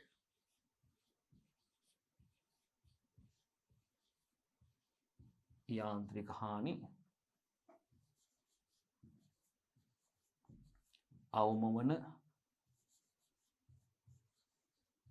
ආකාරයට ඇල්ලීම රයිට් යාන්ත්‍රික හානි අවම වන ආකාරයට ඇල්ලීම ළඟට ශීත ගබඩාවක අනිවාර්යයෙන්ම ශීත ගබඩාවක බහාලීම කරන්න ඕනේ දරුවනේ පිරිසුදු කරලා ශීත ගබඩාවක බහාලීම කරන්න. මොකද එයාගේ සාමාන්‍ය ස්වභාවික පරිසර තත්ත්වයෙන් වෙනත් පරිසරයකට අරගෙන තියෙන්නේ පුතේ මත්ස්‍යයා ඉන්නේ ජලයේ. ඉතින් මේ ජලය තුළ එයාගේ පැවැත්මට සුදුසු ප්‍රශස්ත තත්ත්ව සියලුම දේවල් තියෙනවා. ඒ පරිසරයෙන් වෙන් කළා වෙනත් පරිසරයකට ආවා කියන්නේ පුතේ එයා මාළුවා මාස්ටර් මිය ගියා ඊට පස්සේ නරක වෙන්න සුද්ධ ජීවි ආසාදනය වෙනවා පුතේ විවිධ ආසාදන ඇති වෙන්න පුළුවන්. විවිධ හානි ඇති වෙන්න පුළුවන් අපද්‍රව්‍ය එකතු වෙන්න පුළුවන්. ඊට පස්සේ ඩෙඩ් බොඩි එකක් නේ ඉතින් ඇත්තටම. ඒක නිසා අපි මේක හරියට අයිස් කරගන්න ඕනේ. එහෙම වුණොත් තමයි ගුණාත්මක මාළු අපිට ලබා ගන්න පුළුවන් වෙන්නේ. මනුස්ස පරිභෝජනයේ සුදුසු තත්ත්වයට පවත්වා ගන්න පුළුවන් වෙන්නේ. ගොඩබිමට ගෙනල්ලා අවශ්‍ය පාරිභෝගිකය අතට පත්වන තුරු පුතේ මේකනේ අස්වනු නෙලන අවස්ථාවේ ඉඳන් අස්වනු පාරිභෝගිකය අතට පත්වන තුරු අපි මේක මේ අස්වැන්නේ ප්‍රමාණය වගේම අස්වැන්නේ ගුණාත්මක භාවයේ ආරක්ෂා වන විදිහට කටයුතු කරන්න ඕනේ. පසු අස්වනු තාක්ෂණික ක්‍රියාකාරකම්. ඉතින් පසු අස්වනු හානිය කියන්නේ අස්වනු නිලන අවස්ථාවේ ඉඳන් පුතේ භෝග අස්වනු විතරක් නෙමෙයි මත්ස්‍ය අස්වනු කියපුවමත් ඒක හාවස්ට් එකක් පුතේ. එහෙනම් අස්වනු නිලන අවස්ථාවේ ඉඳන් අස්වනු පාරිභෝගිකයා අතට පත්වන අවස්ථාව දක්වා පුතේ මේ අස්වැන්නට සිදුවන ප්‍රමාණාත්මක සහ ගුණාත්මක හානිය තමයි පුතේ පසු අස්වනු හානි කියන්නේ. ඉතින් මෙයාකට හරියට මේ පෝස්ට් හවුස් හැන්ඩ්ලින් කරේ නැත්නම් පුතේ අල්ලගත්ත මාළු ටික අපරාධේ විශාල වියදමක් විශාල ශ්‍රමයක් දරලා පුතේ මේ අල්ලගත්ත කාලයක් නේද පුතේ මේ මත්ස්‍යෝ නරක වෙන්න පුළුවන් අවසානයේ මත්ස්‍ය පරිභෝජනයේට නුසුදුසු තත්ත්වයට පත් වෙන්න පුළුවන්. එහෙම නැතුව මේ මත්ස්‍ය අස්වනු ගුණාත්මක තත්ත්වයෙන් පවත්වා ගන්න මනුස්ස පරිභෝජනයට සුදුසු තත්ත්වයෙන් පවත්වා ගැනීම සඳහා තමයි පුතේ මේ තාක්ෂණික ක්‍රමවේද පසු අස්වනු තාක්ෂණික ක්‍රියාකාරකම් අනුගමනය කරන්න අවශ්‍ය වෙන්නේ. රයිට් බලන්න එතකොට එහෙනම් යාන්ත්‍රික හානි අවම වන ආකාරයෙන් මසුන් අල්ලන්න ඕනේ පුතේ. අනිවාර්යයෙන්ම ශීත ගබඩාවක බහාලීම කරන්න ඕනේ පුතේ. යාන්ත්‍රික හානි අවම වන ආකාරයට ඇල්ලීම, ශීත ගබඩාවක බහාලීම, ඒ වගේම මේ සදා නිවැරදි ගැළපෙන දීවර ආම්පන්න යොදා ගන්න ඕනේ. නිවැරදි පන්න ක්‍රම යොදා ගන්න ඕනේ පුතේ. අපි කියනවා පන්න කරනවා කියලා පුතේ. මේ සදා අපි කිව්වේ අර උපකරණ භාවිතා කරනකොට යාන්ත්‍රික හානි අඩු වෙන්නත් ඕනේ. මේ සදා නිවැරදි මොනවද පුතේ? මේ අස්වනු නෙලීම සදා නිවැරදි හා ගලපෙන දීවර ආම්පන්න යොදා ගන්නවා. අපි කියනවා නිවැරදි පන්න ක්‍රම යොදා ගන්නවා. මොනවද පුතේ කියන්නේ? නිවැරදි පන්න ක්‍රම කියලාත් අපි ඒකට කියනවා පුතේ. මොකද්ද? නිවැරදි පන්න කරනවා කියලා කියන පුතේ. පන්න ක්‍රම යොදා ගැනීම. ඒකත් ඊටාත්ම වැදගත් වෙනවා පුතේ. ඊළඟට අස්වනු නෙලාගත් පසු පිරිසුදු සේදීම පුතේ පිරිසුදු කරන්න ඕනේ. පිරිසුදු ජලයෙන් සේදීම කරන්න. ඒ වගේම විශාල මසුන් ඇල්ලූ අවස්ථාවේදී කරමල් හා අතුණු බහන් ඉවත් කරන්න ඕනේ පුතේ. බඩවැල් කොටස් මේ කරමල් ජිල්ස් අපි කියන්නේ සසනියට වැදගත් වෙන කරමල් තියෙන මේ කරමල් සහ අතුණු බහන් කොටස් පුතේ බඩවැල් කොටස් ඉවත් කරලා පිරිසුදු ජලයෙන් ඒක සෝදලා තමයි අයිස් කරන්න ඕනේ පුතේ. රයිට්. ඒක තමයි හොඳම තත්ත්වය පුතේ. නැත්තම් ඒවා ගොඩබිමට යනකොට අර ඒවා නරක වෙන්න පුළුවන් පුතේ. ඒ කොටස් ඒවා නැත්තම් නිවැරදි ආකාරයට අයිස් කරලා පුතේ මේ අයිස් වල බහලා තමයි මේවා ගේන්න ඕනේ. නිවැරදිව අපි කියන්නේ ශීත ගබඩාවක බහලීම සිදු කරන්න ඕනේ. රයිට්. ඊළඟට හරි මේකෙන් ඕනෑම කරුණු දෙකක් අහන්නේ පුතේ. කරුණු දෙකකට එකකට ලකුණු 3 ගානේ දෙකට ලකුණු 6ක් හම්බ වෙනවා පුතේ. ඒ විදිහටයි ලකුණු ලබා දෙන්නේ. මම හිතන්නේ ඔබට ඉතාමත්ම පැහැදිලි ඒක. රයිට්. D කොටස යනවා පුතේ අපි විශේෂයෙන් බලන්න.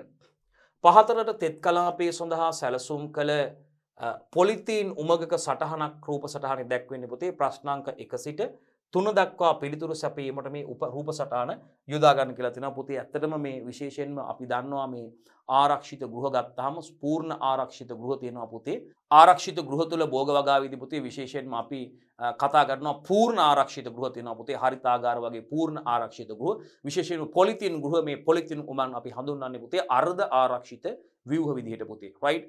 හරි తాවකාලික ව්‍යුහ තියෙනවා පුතේ. ස්ථිර ආරක්ෂිත ව්‍යුහක් තියෙනවා පුතේ. රයිට්. එතකොට මෙතනදී අපි විශේෂයෙන්ම කතා කරන්න යන්නේ මේ පහතරට තෙත් කලාපයේ සඳහා සැලසුම් කළ පුතේ පොලිතීන් උමගක සටහනක් තමයි පුතේ රූප සටහනේ දැක්වෙන්නේ. අපි බලමු ප්‍රශ්නාංක 1 සිට 3 දක්වා පිළිතුරු සැපීමට රූප සටහන භාවිතා කරන්න කියන්නේ පුතේ. අපි යමු පුතේ රූප සටහනට. මෙන්න තියෙනවා පුතේ රූප සටහනෙන් අපෙන් අහනවා මේ බලන්න මේ තියෙන්නේ පුතේ මේ බලන්න ආරක්ෂිත ගෘහයක් පොලි ටනල් එකක් තියෙන්නේ පුතේ. මේ මේකෙදි මේ අපි විශේෂයෙන්ම මේ බිත්ති සඳහා පුතේ භාවිතා කරනවා. මේ බලන්න විශේෂයෙන් කෘමි ප්‍රතිරෝධී දැල් භාවිතා කරනවා පුතේ. මේ කෘමි ප්‍රතිරෝධී දැල් භාවිතා කරනවා පුතේ. එතකොට මේ බලන්න මෙතන ඉහලින් මේ ඉහලින් බලන්න මේ වහලේ උස්ව මේ වාකවුළු සහිතව ඉහළින් සකස් කරලා තියෙනවා පුතේ මේ. එතකොට මෙතන බලන්න මේ මෙතන ඉහළට යොදලා තියෙන පුතේ Q අපි කියනවා විශේෂයෙන්ම මේ අපි කියනවා පාරජම්බූල කිරණ ප්‍රතිරෝධී පොලිතීන් භාවිතා කරන්න පුතේ. මේ කෘමි ප්‍රතිරෝධී දැල් භාවිතා කරනවා. ඊට පස්සේ මේ බලන්න ඉහළින් අපිට මේ බලන්න මෙතනින් මේ වහලේ ඉහළට උස්ව සකස් කරලා තියෙන බලන්නකො මේ බලන්න උහෙලින් වහලේ මේ වහලේ උස්ව සකස් කරලා තියෙනවා පුතේ. එතන මේ ඉහළ වහලේ සඳහා පුතේ අපි සහ මෙන්න මේ කොටස් සඳහා පාරජම්බෝල කියන ප්‍රතිරෝධී බලන්න වහලේ සඳහා යොදාගෙන තියෙන්නේ මේ උඩ වහලේ උඩට යොදලා තියෙනවනේ පුතේ. ඉතින් මේ මෙතන යටින් වාකවුලක් සහිතවනේ. එතකොට මේක අපි කියනවා මේ පාරජම්බෝල කියන ප්‍රතිරෝධී පොලිතීන් තමයි පුතේ මේ යොදාගෙන තියෙන Q වලින්. එතකොට P මෙතන මැදින් තියෙන පුතේ මෙතනින් වාතය ඇතුල් වෙන්න බෑ. කෘමි ප්‍රතිරෝධී දැලක්. කෘමි ප්‍රතිරෝධී දැලක් තමයි පුතේ එතනින් තියෙන වාතය එතනින් ඇතුල් වෙන විදිහට මේ අනිත් තැන් වල මේ තියෙන පාරජම්බෝල කියන ප්‍රතිරෝධී පොලිතීන් එකක්. මේ බිත්ති වලටත් කෘමි ප්‍රතිරෝධී දැලක් තමයි පුතේ භාවිතා කරලා තියෙන්නේ. එහෙනම් බලමු අපි අහනවා අපෙන් නේද? P කියන්නේ කෘමි ප්‍රතිරෝධී දැල. හරි. මේ තියෙන පුතේ මෙතන මේ ඇතුලෙන් වාතය මෙතට ඇතුල් වෙන්න ඕනේ. මේ උඩින් මේ වහලේට කොටසක් මේක එකතු කරලා තියෙනවා. ඒතර මෙතන තියෙන්නේ කෘමි ප්‍රතිරෝධී දැල. P කියන්නේ අපි දාමු. කෘමි ප්‍රතිරෝධී දැල් භාවිතා කරලා තියෙනවා. එතකොට Q කියන්නේ මෙතන Q මේ දෙන්නම Q කියලා දාලා තියෙනවා බලන්න. මෙතනත් Q මේ වහලේ මෙතන උඩත් Q මෙතන උඩත් මේ වහලයක් නේ උඩින් දාලා තියෙන ඊට යටින් මේ බලන්න මේ උඩින් වහලේ කොටස දෙන්නේ මේ යටින් තමයි කෘමි ප්‍රතිරෝධී දාලා තියෙන්නේ. අර මේකේ උෂ්ණත්වයේ පාලනය සඳහා තමයි මේ විදිහට කරන්නේ. එතකොට මෙතන පුතේ නම් මෙතන මේ Q කියන දෙකෙන්ම පෙන්වන්නේ පුතේ මොකද්ද? පාරජම්බෝල කිරණ ප්‍රතිරෝධී පොලිතීන් UV treated polythene පාරජම්බෝල කියන ප්‍රතිරෝධී පොලිතීන් කියමු. පොලිතීන් UV නැත්නම් අපි කියන පාරජම්බෝල කිරණ ප්‍රතිරෝධී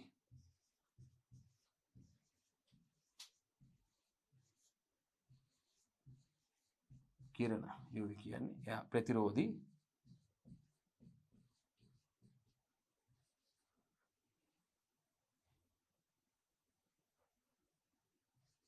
ප්‍රතිරෝධී පොලිතීන්. හරි. ඊට පස්සේ R කියන්නේ පුතේ ඇත්තටම R කියන්නේ කවුද? නැවතත් R කියන්නේ පුතේ මේ P වලටම දාලා තිබ්බ මේ බිත්ති වලට දාලා තියෙන පුතේ R කෘමි ප්‍රතිරෝධී දැල්.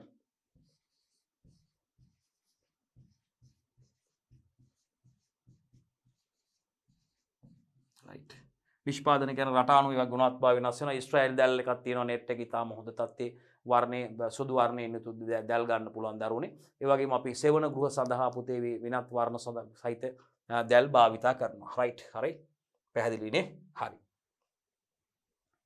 P කියන්නේ එතකොට කෘමි ප්‍රතිරෝධී දැල පුතේ. P කියන්නේ මෙතන කෘමි ප්‍රතිරෝධී දැලක් කියන්නේ පුතේ ඉහළින් මොකද එතනින් ඇතුළට වාතය ඇතුළු වෙන්න ඕනේ පුතේ.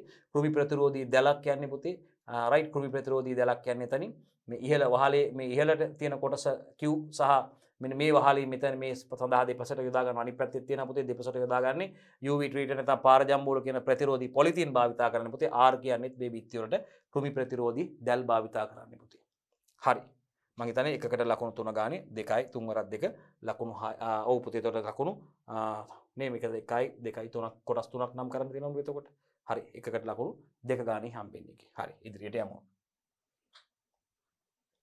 හරි. ඊට පස්සේ මේ තේ green tea ගැන කතා කරන්න තියෙන පුතේ විශේෂයෙන්ම 12 වෙනි ශ්‍රේණියේ 3 වෙනි එකකේ පුතේ විශේෂයෙන්ම මේ අපනයන භෝග වගේම විශේෂයෙන්ම අපි මේකදී කතා කරනවා පුතේ මේ විශේෂයෙන්ම තේ පොල් රබර් ගැන කතා කරනවා දිසිදි පොල් තෙල් ගැන කතා කරනවා පුතේ සුපිරිසුදු පොල් තෙල් ගැන කතා කරනවා ඒ වගේම අපි කතා කරනවා පොල් කටු ආශ්‍රිත නිෂ්පාදන පොල් නේද දරුවනේ පොල් කෙඳි ආශ්‍රිත නිෂ්පාදන ගැන කතා කරනවා පුතේ පොල් කටු ආශ්‍රිත නිෂ්පාදන ගැනත් කතා කරනවා විශේෂයෙන් සුපිරිසුදු පොල් තෙල් ගැන කතා කරනවා පොල් මදේ ආශ්‍රිත නිෂ්පාදන ගැන කතා කරනවා ඊට අමතරව පුතේ සුදු ගම්මිරිස් නිෂ්පාදනයේ කළු ගම්මිරිස් නිෂ්පාදනයේ ඒ වගේම green tea black tea ගැන කතා කරනවා රබර් ආශ්‍රිත ඒ වගේම කුරුඳු ආශ්‍රිත නිෂ්පාදන ගැනත් පුතේ මේ ඒකකයේදී අපි කතා කරනවා මේ අපනයන භෝග පිළිබඳ ඒකකයේ අලුතෙන්ම අපේ විෂය නිර්දේශයට එකතු වුණේ ඒකෙන් ඉතින් අලුතෙන්ම පළවෙනි අවස්ථාවේදීම ප්‍රශ්න අහලා තිනවා පුතේ ඒක නිසා අපි බලමු මේ ප්‍රශ්න විශේෂයෙන්ම මෑතකදී ශ්‍රී ලාංකිකයන් අතර කොළ තේ නැත්නම් green tea වඩාත් ප්‍රචලිත වෙලා තියෙනවා අහනවා පුතේ කොළ තේ ප්‍රචලිත වීමට එක් ප්‍රධාන හේතුවක් සඳහන් කරන්න කියලා right මේ පුතේ මේක මේ දේ දහනය කිරීම සඳහා පුතේ මේක වැදගත් වෙනවා මේ green tea මේ දෙය දහනය කිරීම. මේ දේ දහනය කිරීමට ඒ වගේම පුතේ කොලෙස්ටරෝල් අවම කිරීමට වැදගත් වෙනවා පුතේ සෞඛ්‍යයට හිතකරයි. ඕනෙම එකක් ඇහුවොත් ලකුණු 3ක් තියෙනවා පුතේ green tea වල. ඊළඟට කළු තේ black tea හා කොළ තේ අත් සෑදීමේ ක්‍රියාවලිය අතර ප්‍රධාන වෙනස්කම් දෙකක් ලයිස්තුගත කරන්න කියනවා පුතේ. කළු තේ black tea හා හරි අපි වෙනත් වර්ණයක් පාවිච්චි කරමු මේකට. right කළු තේ black tea ඒ වගේම green tea කොළ තේ right හරි සෑදීමේ ක්‍රියාවලිය අතර black tea හා green tea නැත්නම් අපි කියනවා කළු තේ සහ කොළ තේ සෑදීමේ ක්‍රියාවලිය අතර ප්‍රධාන වෙනස්කම් දෙකක් ලයිස්තුගත කරන්න කියනවා. අපි යමු මේකට පුතේ. right මෙන්න බලන්න කොළ තේ සඳහා හිමාලය යැවීමෙන් අපි ලියමු.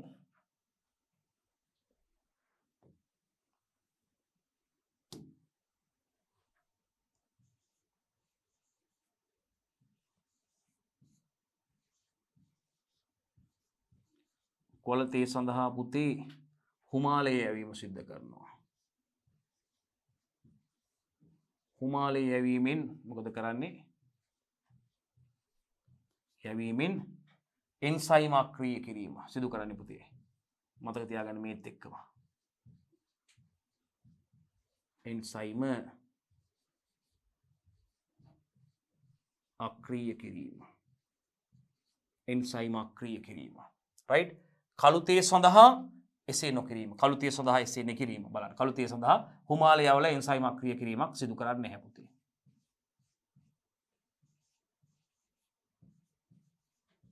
කළු තේ සඳහා එසේ නොකිරීම. right විශේෂයෙන්ම කළු තේ ඇඹරීමෙන් පසු පැසවීම සිදු කරනවා පුතේ. බලන්න. කළු තේ ඇඹරීමෙන් පසු පැසවීම සිදු කරනවා පුතේ. ඒ වගේම මේකෙදි කොළ තේ සඳහා එසේ green tea සඳහා ඇඹරීමෙන් පස්සේ පැසවීමක් සිදු කරන්නේ නැහැ පුතේ. බලන්න පුතේ නැවතත් මේ දෙක නිෂ්පාදනයේදී සිදුවෙන ප්‍රධාන වෙනස්කම් දෙකක් බලන්න පුතේ. බලන්න අපේ ප්‍රශ්නෙන් ඇහුවේ කළු තේ black tea හා කොළ තේ green tea සෑදීමේ ක්‍රියාවලිය අතර ප්‍රධාන වෙනස්කම් දෙකක් ලයිස්තුගත කරන්න කියලා. right අපි ඒකට යන්නේ පුතේ. බලන්න. කොළ තේ සඳහා හිමාලය යැවීමෙන් එන්සයිම් අක්‍රිය කරනවා. green tea නිෂ්පාදනයේදී පුතේ green tea නිෂ්පාදනය කරනකොට හිමාලය යවල පුතේ හිමාලය මගින් මේකේ එන්සයිම අක්‍රිය කිරීමක් සිදු කරනවා පුතේ. green tea එකේදී black tea එකේදී එහෙම කරන්නේ නැහැ. කළු තේ නිෂ්පාදනයේදී එහෙම හිමාලය යැවීම මගින් එන්සයිම අක්‍රිය කිරීමක් සිදු කරන්නේ නැහැ පුතේ. ඒ වගේම කළු තේ ඇඹරීමෙන් පස්සේ පැසවීම සිදු කරනවා පුතේ. black tea ගත්තාම ඇඹරුවාට පස්සේ පුතේ පැසවීමක් සිදු කරනවා පුතේ. නමුත් green tea සඳහා එසේ පැසවීමක් සිදු කරන්නේ නැහැ පුතේ. එකකට 3 ගානේ 3 2 ලකුණු 6ක් ඒකටත් දීලා තියෙනවා පුතේ. අපි යන් ඉදිරියට. F කොටසට යන්නේ පුතේ. රබර් නිෂ්පාදන සෑදීමේදී වල්කනයිසේෂන් කිරීම යනු කුමක්ද කියලා කියනවා. රබර් ගැනත් එහෙනම් පුතේ අහලා තියෙනවා පුතේ. තේ පොල් රබර් ගැන කතා කරනකොට පුතේ රබර් ගැනත් අපි කතා කරනවා. රබර් වල්කනයිස් කිරීම ගැන විශේෂයෙන්ම කතා කරනවා. SFT වලටත් ඔබ රබර් ගැන ඉගෙන ගන්නවා. මෙතනදිත් මේ රබර් ගැන කොටස් ටිකක් අපිට පුතේ විශේෂයෙන්ම කතා කරන්න තියෙනවා. රබර් ආශ්‍රිත නිෂ්පාදන ගැන කතා කරන්න තියෙනවා. ඉතින් ඒකෙදි විශේෂයෙන් අපි කතා කරනවා මේ රබර් නිෂ්පාදන සකස් කරනකොට පුතේ මේ වල්කනයිස් කිරීම යනු කුමක්ද කියලා අහනවා පුතේ අපි. right අපි බලමු. ලියමු පුතේ අපි රබර් වලට සල්ප එකතු කිරීම මගින් අපි ලියමු පුතේ.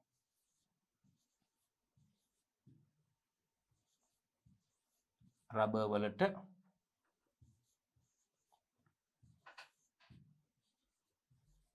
සල්ප අපි දන්නවා මූලද්‍රව්‍ය. සල්ප එකතු කිරීම මගින් රබර් වලට සල්ප එකතු කිරීම මගින් මොකද්ද පුතේ කරන්නේ? එකතු කිරීම මගින් දැඩි කිරීමක් කරන්නේ පුතේ. දැඩි කිරීම. රබර් දැඩි කිරීමක්. දැඩි කිරීමයි සිදුවේ. දැඩි කිරීම සිදුවේ. බලන්න රබර් වලට සල්ප එකතු කිරීම මගින් දැඩි කිරීමක් සිදු වෙනවා. ඒකෙන් සිදු වෙන්නේ මොකද්ද? රබර් වල ප්‍රත්‍යක්ෂතාව අඩු කිරීමක් පුතේ. මේකෙන් මොකද්ද පුතේ සිදු කරන්නේ? ප්‍රත්‍යස්ථතාව අඩු කිරීමයි පුතේ සිද්ධ වෙන්නේ. ප්‍රත්‍යස්ථතාව අඩු කිරීමයි සිදු වෙන්නේ. ප්‍රත්‍යස්ථතාව අඩු කිරීම සිදු වෙනවා. ඒකට ලකුණු 3ක් හම්බ වෙනවා. රයිට් අපි යනවා G කොටසට. අහනවා එක්තරා සේවා ස්ථානයක ආරක්ෂක විගණනයකදී විගණන කණ්ඩායම විසින් පහත නිර්දේශ සිදු කරන ලදී. බලන්න සේෆ්ටි ඔඩිට් එකක් කරලා තියෙන පුතේ මේක නැවතත් 13 වෙනි ශ්‍රේණියේ ඒකකයක් දරුවනේ වෘත්තීය සුරක්ෂිතතාවය හා සෞඛ්‍ය අපි කියනවා යම් කිසි පුද්ගලයෙක් රැකියාවක නිරත වෙන්නේ පුතේ තම මේ ජීවිතය පවත්වා ගැනීම සඳහා නේද පුතේ මේ ජීවිතය පවත්වා ගැනීම සඳහා සිදු කරන රැකියාව පුතේ ජීවිතයට තර්ජනයක් ඇති වෙන්න හොඳ නෑ කවදාවත් යම් කිසි ඔබ දන්නවා ගොඩාක් මේ ප්‍රධාන ආයතනවල පුතේ තත්ත්ව කළමනාකරණ පද්ධති ක්‍රියාත්මක වන ආයතනවල ඔබ දන්නවා OH SAS 18001 කියලා පුතේ හරි බලන්න ප්‍රමිතිකරණයක් පවත්වාගෙන යනවා බලන්න Occupational Health Safety Association right මේකේ මොකද්ද කියන්නේ ඉබ සේවා ස්ථානය තුල ආහාර නිෂ්පාදන කර්මාන්ත ශාලාවක් වෙන්න පුළුවන් වෙනත් භාණ්ඩයක් නිෂ්පාදනය කරන කර්මාන්ත ශාලාවක් වෙන්න පුළුවන් එම සේවා ස්ථානයේ වල ස්ථානය තුල සේවයේ නිරතලා ඉන්න සේවකයන්ගේ වෘත්තීය සුරක්ෂිතතාවය හා සෞඛ්‍ය තහවුරු වන ආකාරයට සේවයේ නිරත වීම සඳහා අවශ්‍ය කටයුතු සැලසුම් කරලා තියෙනවා සූදානම් කරලා තියෙනවා කටයුතු සකස් කරලා තියෙනවා කියන එකයි පුතේ එකෙන් කියවෙන්නේ මෙන්න මේක ගොඩාක් බිස්කට් සමාගම් වලටත් මම දැක්ක නම කියන්න අවශ්‍ය නැහැ මෙන්න මේ OHSAS කියන ප්‍රමිතිකරණයේ තියෙනවා නම් පුතේ Occupational Health Safety කියන ප්‍රමිතිකරණයේ තියෙනවා නම් පුතේ මේ OHSAS 18001 තියෙනවා කියන්නේ පුතේ ඒ ආහාර නිෂ්පාදනය කරන ආයතනයක් වන්න පුළුවන් යම් කිසි භාණ්ඩයක් නිෂ්පාදනය කරන සේවා ස්ථානයක් වෙන්න පුළුවන් ඒ සේවා ස්ථානයේ තුල සේවයේ නිරත වෙලා ඉන්න සේවකයන්ට පුතේ ඒ සේවකයන්ගේ වෘත්තීය සුරක්ෂිතතාවය හා සෞඛ්‍ය ආරක්ෂාවන අන්දමින් සේවයේ නිරත වීම සඳහා අවශ්‍ය කටයුතු සම්පාදනය කරලා තියෙනවා කියන එකයි පුතේ කියවනේ. ඒකයි මම මුලින්ම කිව්වේ යම් කිසි පුද්ගලයෙක් තම ජීවිතය පවත්වා ගැනීම සඳහා සිදු කරන රැකියාව ඒ ජීවිතයට තර්ජනයක් නොවිය යුතුයි. යම් කිසි වෘත්තියක නිලන සේවකයෙක් පුතේ එයාගේ වෘත්තීය සුරක්ෂිතතාවයේ වගේම පුද්ගලයාගේ සෞඛ්‍ය ආරක්ෂා වන අන්දමින් ඒ වෘත්තිය නියැලීම සඳහා කටයුතු සලසලා තියෙන්න ඕනේ. වෘත්තිය නිසා විවිධ ආපදා ඇති වෙන්න පුළුවන් පුතේ. අපි දන්නවා පුතේ ශ්‍රම ආපදා, භෞතික ආපදා, රසායනික ආපදා නේද පුතේ? අපි කියනවා ජෛවීය ආපදා, ඒ වගේම පුතේ අපි කියනවා මනෝ සමාජීය ආපදා, ඒ වගේම සුපෝපයෝගී විද්‍යාව ගැන කතා කරනවා පුතේ. අපි කියනවා ඉරියව් වැරදි ඉරියව් පවත්වා ගැනීම නිසා ඇති වෙන පුතේ ආපදා තත්ත්ව ගැන අපිට කතා කරන්න පුළුවන්. ශ්‍රමාපදා, ඒ වගේම මනෝ සමාජීය ආපදා, භෞතික රසායනික ආපදා පුතේ. ආපදාවක් නිසා ඊ පුද්ගලයෙකුට අපි දන්නවා රැකියාව නිසා ඇති වෙන අනතුරුදායක තත්ත්වයක් පුතේ අපි කියන්නේ. ඉතින් මෙන්න මේ යම්කිසි රැකියා ස්ථානයක ආරක්ෂක විගණනයක් සිදු කිරීම සඳහා පුතේ විශේෂයෙන්ම ආරක්ෂණ විගණන නිලධාරියෙක් මේ සඳහා ඉන්න ඕනේ පුතේ. විවිධ සේවා ස්ථානවල සේවයේ නිරත වෙන සේවකයන් මේකට ඇතුළත් වෙන්න ඕනේ පුතේ. රයිට් ඒ ඇතුළුව මේ කණ්ඩායමක් පුතේ මේ සම්බන්ධයෙන් තොරතුරු දන්න කෙනෙක් කර්මාන්ත ශාලාව පිළිබඳ තොරතුරු දන්න පුද්ගලයන් විවිධ ස්ථානවල සේවය කරන සේවකයන් ඇතුළත් මේ සේෆ්ටි ඔඩිට් ටීම් එකක් ආරක්ෂක විගණන කණ්ඩායමක් එන්නවා පුතේ. ඉතින් යන්ත්‍ර සූත්‍ර අසලට ගිහිල්ලා ඒ වගේ මේ විශේෂම චෙක් ලිස්ට් එකක් සකස් කරන්න ඕනේ පුතේ. මේ සම්බන්ධයෙන් මොනවද මේ යන්ත්‍ර සූත්‍ර මගින් ඇති වෙන්න පුළුවන් ආපදා තත්ත්ව අනතුරු තත්ත්ව තියෙනවද පුතේ? මේ වගේ තියෙනවා නම් ඒ සඳහා ඒවා වළක්වා ගැනීම සඳහා පියවර ගන්න ඕනේ. නිෂ්පාදකයා විසින් තොරතුරු සපයලා තියෙන තොරතුරු අනුව ඒ තැන්වලදී ඇති වෙන්න පුළුවන් ආපදා පුතේ අඳුරගෙන ආපදා විශ්ලේෂණය කරලා ආපදා වළක්වා ගැනීම සඳහා පුතේ මේ ආපදා වැළැක්වීමේ දූරාවලිය හයිරාකියකට අනුව පුතේ ඒ කටයුතු සිදු කරන්න ඕනේ. විශේෂයෙන්ම ආපදා වැළැක්වීමේ දූරාවලියක ඉහළින්ම තියෙන්නේ අනතුරට ආපදාවට හේතු වන දෙයක් ඉවත් කිරීම පුතේ. ඉවත් කිරීම සිදු කරන්න පුළුවන් පුතේ. ආදේශක භාවිතා කරන්න පුළුවන් අපිට යම් කිසි දෙයක් අනතුරක් වළක්ව ගන්න. ඒ වගේම පුතේ අපිට භාවිතා කරන්න පුළුවන් විශේෂයෙන්ම ඉංජිනේරුමේ ක්‍රියාවලි භාවිතා කරන්න පුළුවන් පුතේ පරිපාලන ක්‍රමවේද අනුගමනය කරන්න පුළුවන් පුතේ අවසාන වශයෙන් අපිට ආරක්ෂක උපකරණ භාවිතා කරන්න පුළුවන් පුතේ මේකෙදි මේ අනතුරු වළක්වා ගැනීම සඳහා ආරක්ෂක සේෆ්ටි ආරක්ෂක උපකරණ භාවිතා කරන්න පුළුවන් පුතේ අපි දන්නවා හිස් වැසුම් අත් වැසුම් නේද පුතේ බූට්ස් වගේ දේවල් නේද පුතේ අපිට කන් වලට දානවා ඒ වගේම ඇස් වලට අපි පාවිච්චි කරනවා ඒ වෘත්තියට අනුව අදාළ ආරක්ෂක උපකරණ භාවිතා කරන්න පුළුවන්. ඉතින් අපි සරලවම කතා කරේ ඒකයි පුතේ.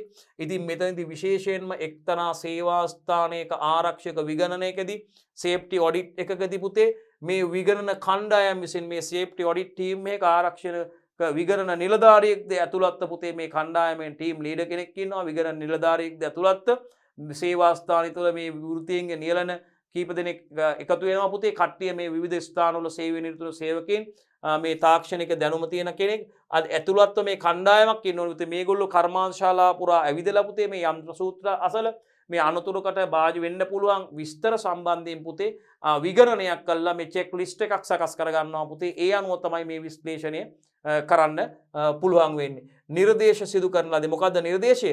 ආපදා වැළැක්වීමේ දූරාවලියට අනුව අපිට කියනවා මේ එකේ හයිරාකියකට අනුව එක් එකේ වැඩි ඵලදායීතාවයක් වැඩි කාර්යක්ෂමතාවයක් තියෙන ආපදාවට හේතුන සිදුවීම ඉවත් කරන එකයි පුතේ. ඒක තමයි වැඩිම කාර්යක්ෂමතාවයක් තියෙන්නේ. ඒ අනුව එක් නිර්දේශයට අදාළ කාණ්ඩය සඳහන් කරන්න කියනවා පුතේ බලමු. මෙන්න බලන්න නිර්දේශය තමයි පුතේ මේ බලන්න මේ බලන්න පරණ නිසිලස ක්‍රියා නොකරන පේනු පාදම් නැත්නම් ප්ලග් බේස් තියෙන ඒවා නව පේනු පාදම් මගින් ප්‍රතිස්ථාපනය කරන්න කියනවා. ඒගොල්ලොන්ගේ අර අවසන් නිගමන සේ ඔඩිට් ටීම් එකේ ගබඩා කාමර සඳහා පිටාර පංකා සවි කිරීම ඇතුළත තියෙන වාතය ඉවත් කරන්න එක්සෝස් පෑන් හයි කරනවා රත් වෙච්ච වාතය අයින් කරන්න පිටාර පංකා සවි කරනවා පුතේ. ගබඩාවේ තබා ඇති රසායනික ද්‍රව්‍ය ලේබල් කිරීම අන්න බලන්නකෝ. එතකොට පළවෙනි එක මේ පරණ නිසිලස ක්‍රියා නොකරන පේනු පාදම් ප්ලග් බේස් අයින් කරලා ඒවට නව පේනු පාදම් මගින් ප්‍රතිස්ථාපනය කරනවා. එහෙනම් පළවෙනි එක තමයි ඒක අවදානම ඉවත් කිරීමක්. අන්න බලන්න වැඩිම කාර්යක්ෂමතාවයක් තියෙන ඉවත් කිරීමට අවදානම් සහිත ප්ලග් බේස් අයින් කරලා පුතේ ඒ වෙනුවට නව පාදම් මගින් ඒක ප්‍රතිස්ථාපනය කරා. ගබඩා කාමර සඳහා පිටාර පංකා සවි කිරීම කියන්නේ පුතේ ඇතුළත තියෙන වාතයේ රත් වූ වාතය ඉවත් කිරීම සඳහා එක්සෝස් පෑන් සවි කරලා තිනවා. අන්න ඒක ඉංජිනේරුමේ ක්‍රියාවලියක් පුතේ මේ සඳහා අනුගමනය කරලා තිනවා. හයිරාකි එකේ තියෙන එකක් තමයි ඉංජිනේරුමේ ක්‍රියාවලිය. ඒ වගේම ගබඩාවේ තබා ඇති රසායනික ද්‍රව්‍ය ලේබල් කරලා තිනවා. අන්න පරිපාලන ක්‍රියාවලියක් අනුගමනය කරලා තිනවා පුතේ. අන්න ඉංජිනේරුමේ ක්‍රියාමාර්ගයට පස්සේ මේ ගබඩාවේ තියලා තියෙන රසායනික ද්‍රව්‍ය ලේබල් කරලා එතකොට ඒකේ තියෙන අවදානම අඩුයි නිවැරදි රසායනික ද්‍රව්‍ය තෝරා ගන්න පහසු වෙනවා. විශේෂයෙන්ම සේදීම සඳහා පිරිසුදු කිරීමට ක්ලෝරින් නම් කොහොමද? ඒ වගේම HCl හයිඩ්‍රොක්ලෝරික් අම්ලය තියෙනවා. ක්ලෝරින් දීලා තියෙනවා කුළු තියෙනවා මේවා නිවැරදිව අවබෝධ කරගන්න රසායනික ද්‍රව්‍ය පුතේ. රයිට්? එහෙනම් මතක තියාගන්න ඒ ගබඩාවේ තියලා තියෙන රසායනික ද්‍රව්‍ය ලේබල් කිරීම පරිපාලන ක්‍රියාමාර්ගයක් විදිහට යන්නේ. පළවෙනි එක පුතේ විශේෂයෙන්ම පරණ නිසිලස ක්‍රියා නොකරන පේනු පාදම් නැත්නම් ප්ලග් බේසස් තියෙනවා වෙනවට ඒවා නව පේනු පාදම් මගින් ප්‍රතිස්ථාපනය අනතුරකට අවදානමකට ආපදාවකට හේතු වන දෙයක් ඉවත් කරනවා පුතේ. එහෙනම් ඒක අවදානම ඉවත් කිරීමටයි යන්නේ. ඒක පළවෙනි එක පුතේ.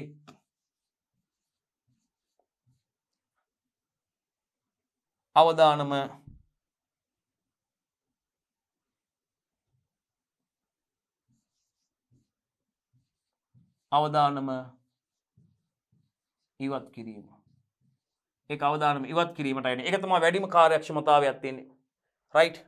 දෙවෙනි එක මේ ගබඩා කාමරයක් සඳහා පිටාර පංකා සවි කිරීම එක ඉංජිනේරුමේ ක්‍රියාමාර්ග ගැනීමක් පුතේ. රයිට්?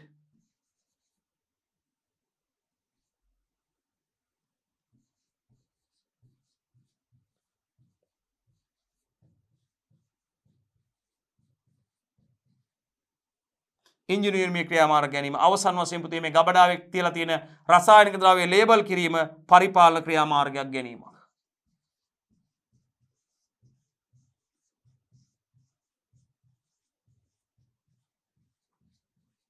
ඔන්න පුතේ. හයිරාකි එකේ ඉහළින් ඉන්නේ පුතේ අපි දන්නවා මේකේ හයිරාකි එකේ ඉහළින් ඉන්නේ පුතේ අපි දන්නවා ඉවත් කිරීම.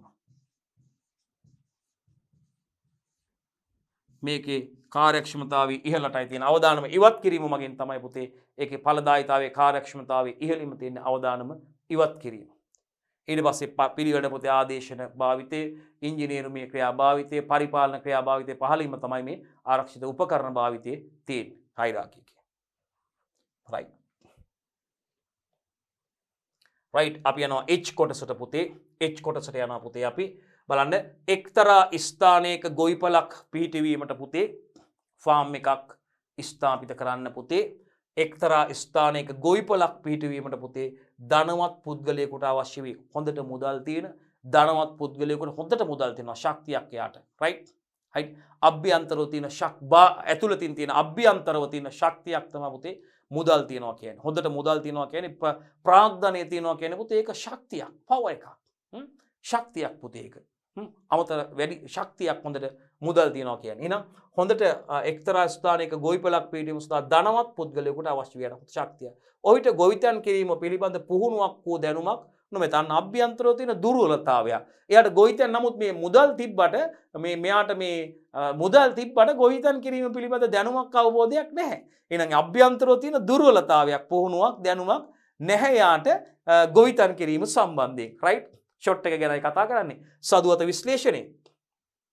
අභ්‍යන්තරව තියෙන ශක්තියින් දුර්වලතා අභ්‍යන්තරව තියෙන අවස්ථා හා තර්ජන තියෙන්නේ බාහිරව. right හරි.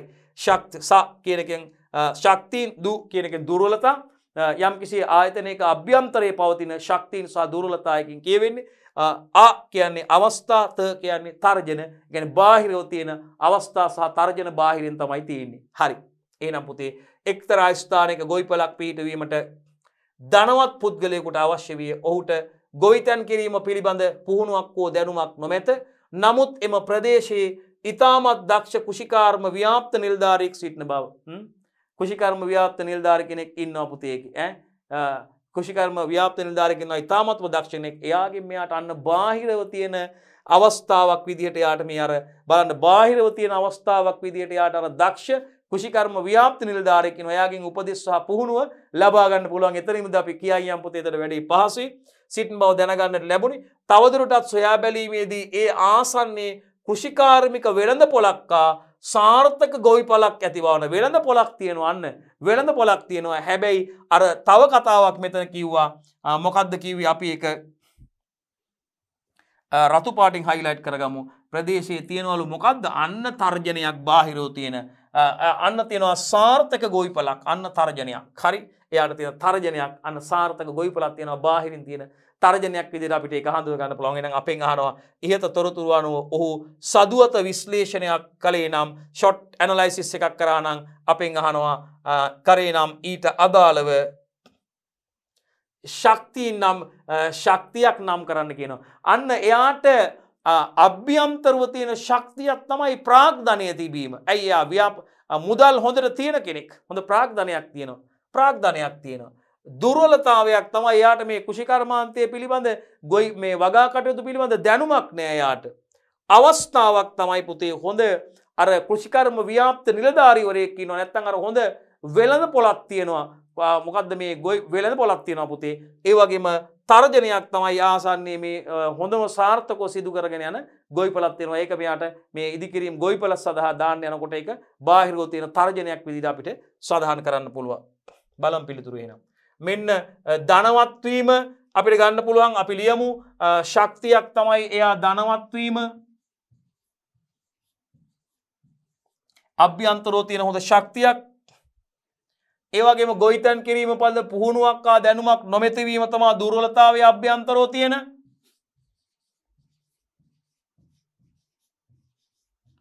ගොවිතැන් කිරීම සඳහා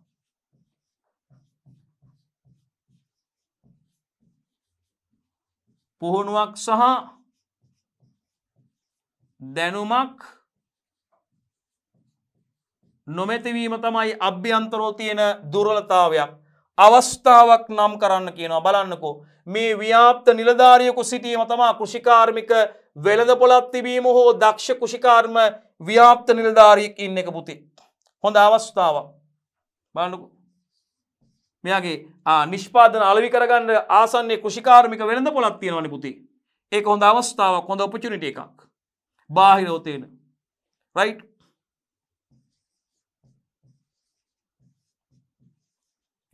කෘෂිකාර්මික වෙළඳපොළක් සහ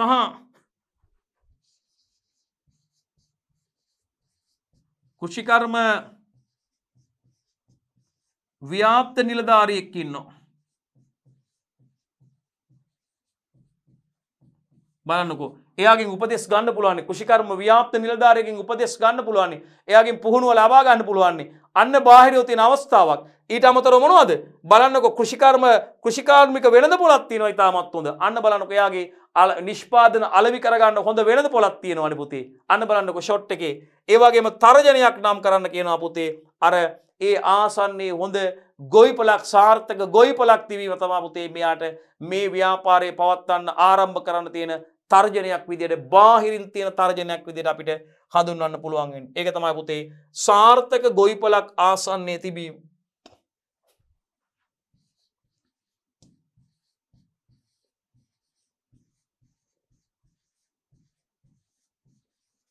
සාර්ථක ගොවිපලක්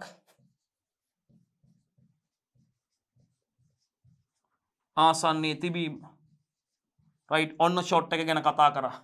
මෙන්න අභ්‍යන්තරෝ තියෙන ශක්තියින්, මෙන්න දෙවනි එකේ දුර්වලතාවයක්, මෙන්න අවස්ථාවක්, මෙන්න තර්ජනයක්. හරිනේ? සදුවත විශ්ලේෂණය. සදුවත හරි. ෂොට් ඇනලයිසිස් එක. හරි. ශක්තියක් නම් කරන්න කිව්වා පුතේ. එහෙනම් ධනවත් වීම ශක්තියක්. මෙන්න අභ්‍යන්තරෝ තියෙන ශක්තියක් තමයි ධනවත් වීම. යාට ප්‍රාග්ධනය තියෙනවා මේ වැඩේ කරගන්න. අභ්‍යන්තරෝ තියෙන දුර්වලතාවයක් තමයි ගොවිතැන් කිරීම පිළිබඳ පුහුණුවක් ආ දැනුමක් නැහැ යාට. අන්න අභ්‍යන්තරෝ තියෙන දුර්වලතාවයක් ඒක. මෙන්න බාහිරව තියෙන අවස්ථාවක්. මෙයාට බැරි වෙලා ගොවිපලක් දැම්මොත් මේ කෘෂිකාර්මික වෙළඳපොළ තිබීම එයාට ඒක හොඳ අවස්ථාවක් වෙනවා එයාගේ නිෂ්පාදන අලෙවි කරගන්න. ඒ වගේම දක්ෂ කෘෂිකාර්මික ව්‍යාප්ත නිලධාරියෙකු සිටීම මෙයා කෘෂිකර්මාන්තය පිළිබඳ දැනුම ලබා ගන්න, පුහුණුව ලබා ගන්න, උදව් තොරතුරු ලබා ගැනීම සඳහා දක්ෂ කෘෂිකාර්මික නිලධාරියෙකු සිටීම එයාට හොඳ අවස්ථාවක් වෙනවා බාහිරින් පවතින. ඒ වගේම බාහිරින් පවතින තර්ජනයක් විදියට මෙයාට ව්‍යාපාර කටයුතු කරගෙන යන්න මේ මොකද ඒ නිෂ්පාදනයම සිදු කරන එයා බලාපොරොත්තු වෙන ගොවිපලක් දාන්න බලාපොරොත්තු වෙන්නේ කෘෂිකාර්මික ඒ සාර්ථකව සිදු කරගෙන යන ගොවිපලක් ආසන්නයේ තිබීම යාට බාහිරව තියෙන තර්ජනයක් විදියට පුතේ හඳුන්වන්න පුළුවන්. එහෙනම් සාර්ථක ගොවිපලක් ආසන්නයේ තිබීම තර්ජනයක් කියලා කියන්න පුළුවන් පුතේ. මේ යටින් ඉරියැඳි පද අනිවාර්යයෙන්ම තිබිය යුතුයි කියලා කියනවා පුතේ. මෙතන දෙවනි විශේෂයෙන්ම අපි දුර්වලතාවයට මේ ගොවිතැන් කිරීම පිළිබඳ කියන තැනට පුතේ ගොවිතැන් කිරීම කියන යටින් ඉරියැඳි පද අනිවාර්යෙන් තියෙන පිළිබඳ පුහුණුවක් ආ දැනුමක් කියන එක අනිවාර්යෙන් තියෙන්න ඕනේ පුතේ. නොමැති වීම ඒ වගේම අපි අවස්ථා ගැන කතා කරද්දී බාහිරින් තියෙන කෘෂිකාර්මික කියන එකට පුතේ අනිවාර්යෙන්ම ඉරියැදි පද තියෙන්න ඕනේ පුතේ. අනිවාර්යෙන්ම මේක කරුණු තියෙන්න ඕනේ. වෙළඳපොළක් තිබීම ඒ වගේම දක්ෂ කෘෂිකාර්මික කියන එක කරුණත් අනිවාර්යෙන්ම තියෙන්න ඕනේ පුතේ. ඒ වගේම මේ අවසන් වශයෙන් අපි තර්ජනයක් විදියට පුතේ මේ සාර්ථක ගොවිපලක් ආසන්නයේ තිබීම කියන එකේ ඉරියැඳියා වචනේ පුතේ සාර්ථක කියන වචනය අනිවාර්යයෙන්ම සඳහන් වෙලා තියෙන්න ඕනේ සම්පූර්ණ ලකුණු හිමි කර ගැනීම සඳහා. ඒකයි පුතේ සාර්ථක ව්‍යවසායකත්ව පාඩමින් පුතේ මේක ආවේ සදුවත විශ්ලේෂණයක්. ව්‍යාපාරයක් සිදු කිරීමේදී පුතේ මේ සදුවත විශ්ලේෂණයක් සිදු කිරීම අතිශය වැදගත් පුතේ. ඉතින් මේ ෂොට් ඇනලයිසිස් එක ගැනයි පුතේ එකකින් අහලා තියෙනවා. මම හිතනවා සාර්ථකව අපි මේ ප්‍රශ්නෙට පිළිතුරු කතා කරලා දුවලා පුතාලත් එක්ක අවසන් කරා. රයිට්? අපි අපෙන් අහනවා දෙවනි කොටසින් පුතේ එකේ දෙවනි ප්‍රශ්නෙන් අහනවා රෝමී ඉලක්කම් දෙකෙන් ඉහත ප්‍රශ්නාංක 1 ප්‍රශ්නාංක රෝමී ඉලක්කම් 1 2 ප්‍රශ්නෙහි සඳහන් කළ ඔහු හඳුනාගත් දුර්වලතාව මැඩ පවත්වා ගත හැක්කේ කෙසේදයි සඳහන් කරන්න කියනවා. මොකද්ද දුර්වලතාවය? අර එයාට කෘෂිකර්මයේ පිළිබඳ අපිට දැනුමක් තිබෙන්නේ නැහැ. ඒකයි බලන්න මේ දුර්වලතාවය මොකද්ද කියලා නැවතත්. මේ බලන්න. ගොවිතැන් කිරීම පිළිබඳ එයාට පුහුණුවක් ආ දැනුමක් නොමැති වීම. දෙකේ තිබ්බ දුර්වලතාවය එකයි.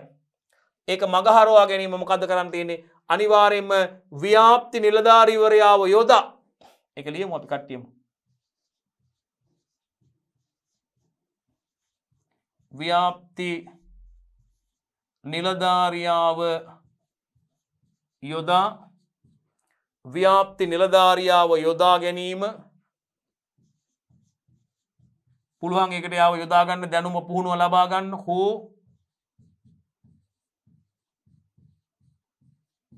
ව්‍යාපෘති නැත්නම් මේ ව්‍යාප්ති නිලධාරියාගෙන්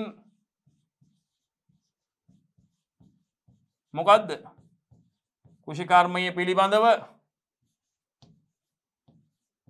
පුහුණුවක් ලබා ගැනීම තුලින් දුර්වලතාවය මගහර ගන්න පුළුවන් රයිට් පුහුණුවක් ලබා ගැනීම මෙන්න ව්‍යාප්ති නිලධාරියා යොදා ගැනීම හෝ ව්‍යාපෘති ව්‍යාපෘති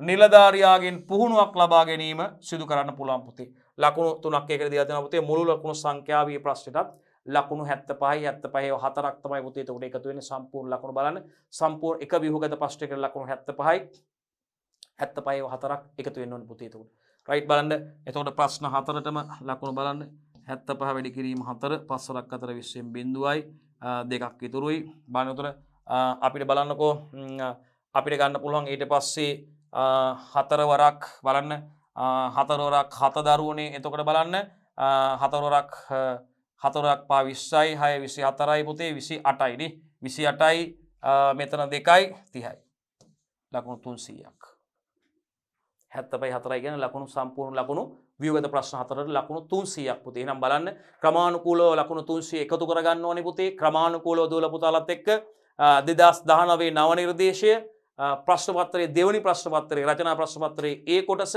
ව්‍යුහගත රචනා ප්‍රශ්න හතරයි පුතේ අපි දීර්ඝ වශයෙන් සාකච්ඡා කරලා අවසන් කරේ. අපි බලාපොරොත්තු වෙන අද පුතේ දුවලා පුතාලත් එක්ක රචනා ප්‍රශ්න පත්‍රයේ දෙවනි කොටස නැත්නම් B කොටස රචනා පුතේ.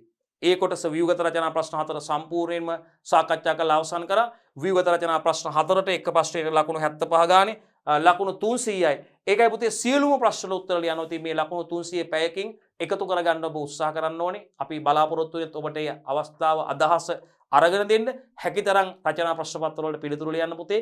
ඒ කොටස ව්‍යුහගත රචනා ප්‍රශ්න හතරක් තියෙනවා. හරියටම කාලේ පැය හම්බෙන්නේ පුතේ B කොටස රචනා ප්‍රශ්න 6ක් තියෙනවා. ප්‍රශ්න 6න් 4ක් ඔබ තෝරගන්න ඕනේ. පැය දෙකක කාලයක් ලැබෙනවා මතක තියාගන්න. එක ප්‍රශ්නයකට A කොටස B කොටස C කොටස කියලා කොටස් තුනක් තියෙනවා. එවැනි ප්‍රශ්න 4ක් කියන්නේ 3 වරක් 4 12ක් CR පිට 12ක් පිරෙන්න උත්තර ලියන්න ඕනේ. කාලේ කළමනාකරණය කරගන්න ඕනේ පුතේ. එහෙනම් දොළ පොතලත් එක්ක මේ වෙනකොට අපි සාර්ථකව සාකච්ඡා කරලා අවසන් බහුවර්ණ ප්‍රශ්න 50ක් 2019 නව නිර්දේශයේ පැවතුණු ප්‍රශ්න පත්‍රයේ ඒ වගේම රචනා ප්‍රශ්න පත්‍රයේ ඒ කොටස ව්‍යුහගත රචනා ප්‍රශ්න හතරක් සාර්ථකව සාකච්ඡා කරලා අවසන් දුවේ පුතේ. අපි බලාපොරොත්තු වෙන ඔබත් එක්ක ඊළඟට රචනා ප්‍රශ්න පත්‍රය 2019 රචනා ප්‍රශ්න පත්‍රයත් එක්ක ඔබත් එක්ක සම්බන්ධ වෙන්න බලාපොරොත්තු වෙන දුවේ පුතේ. ආයිබෝන්.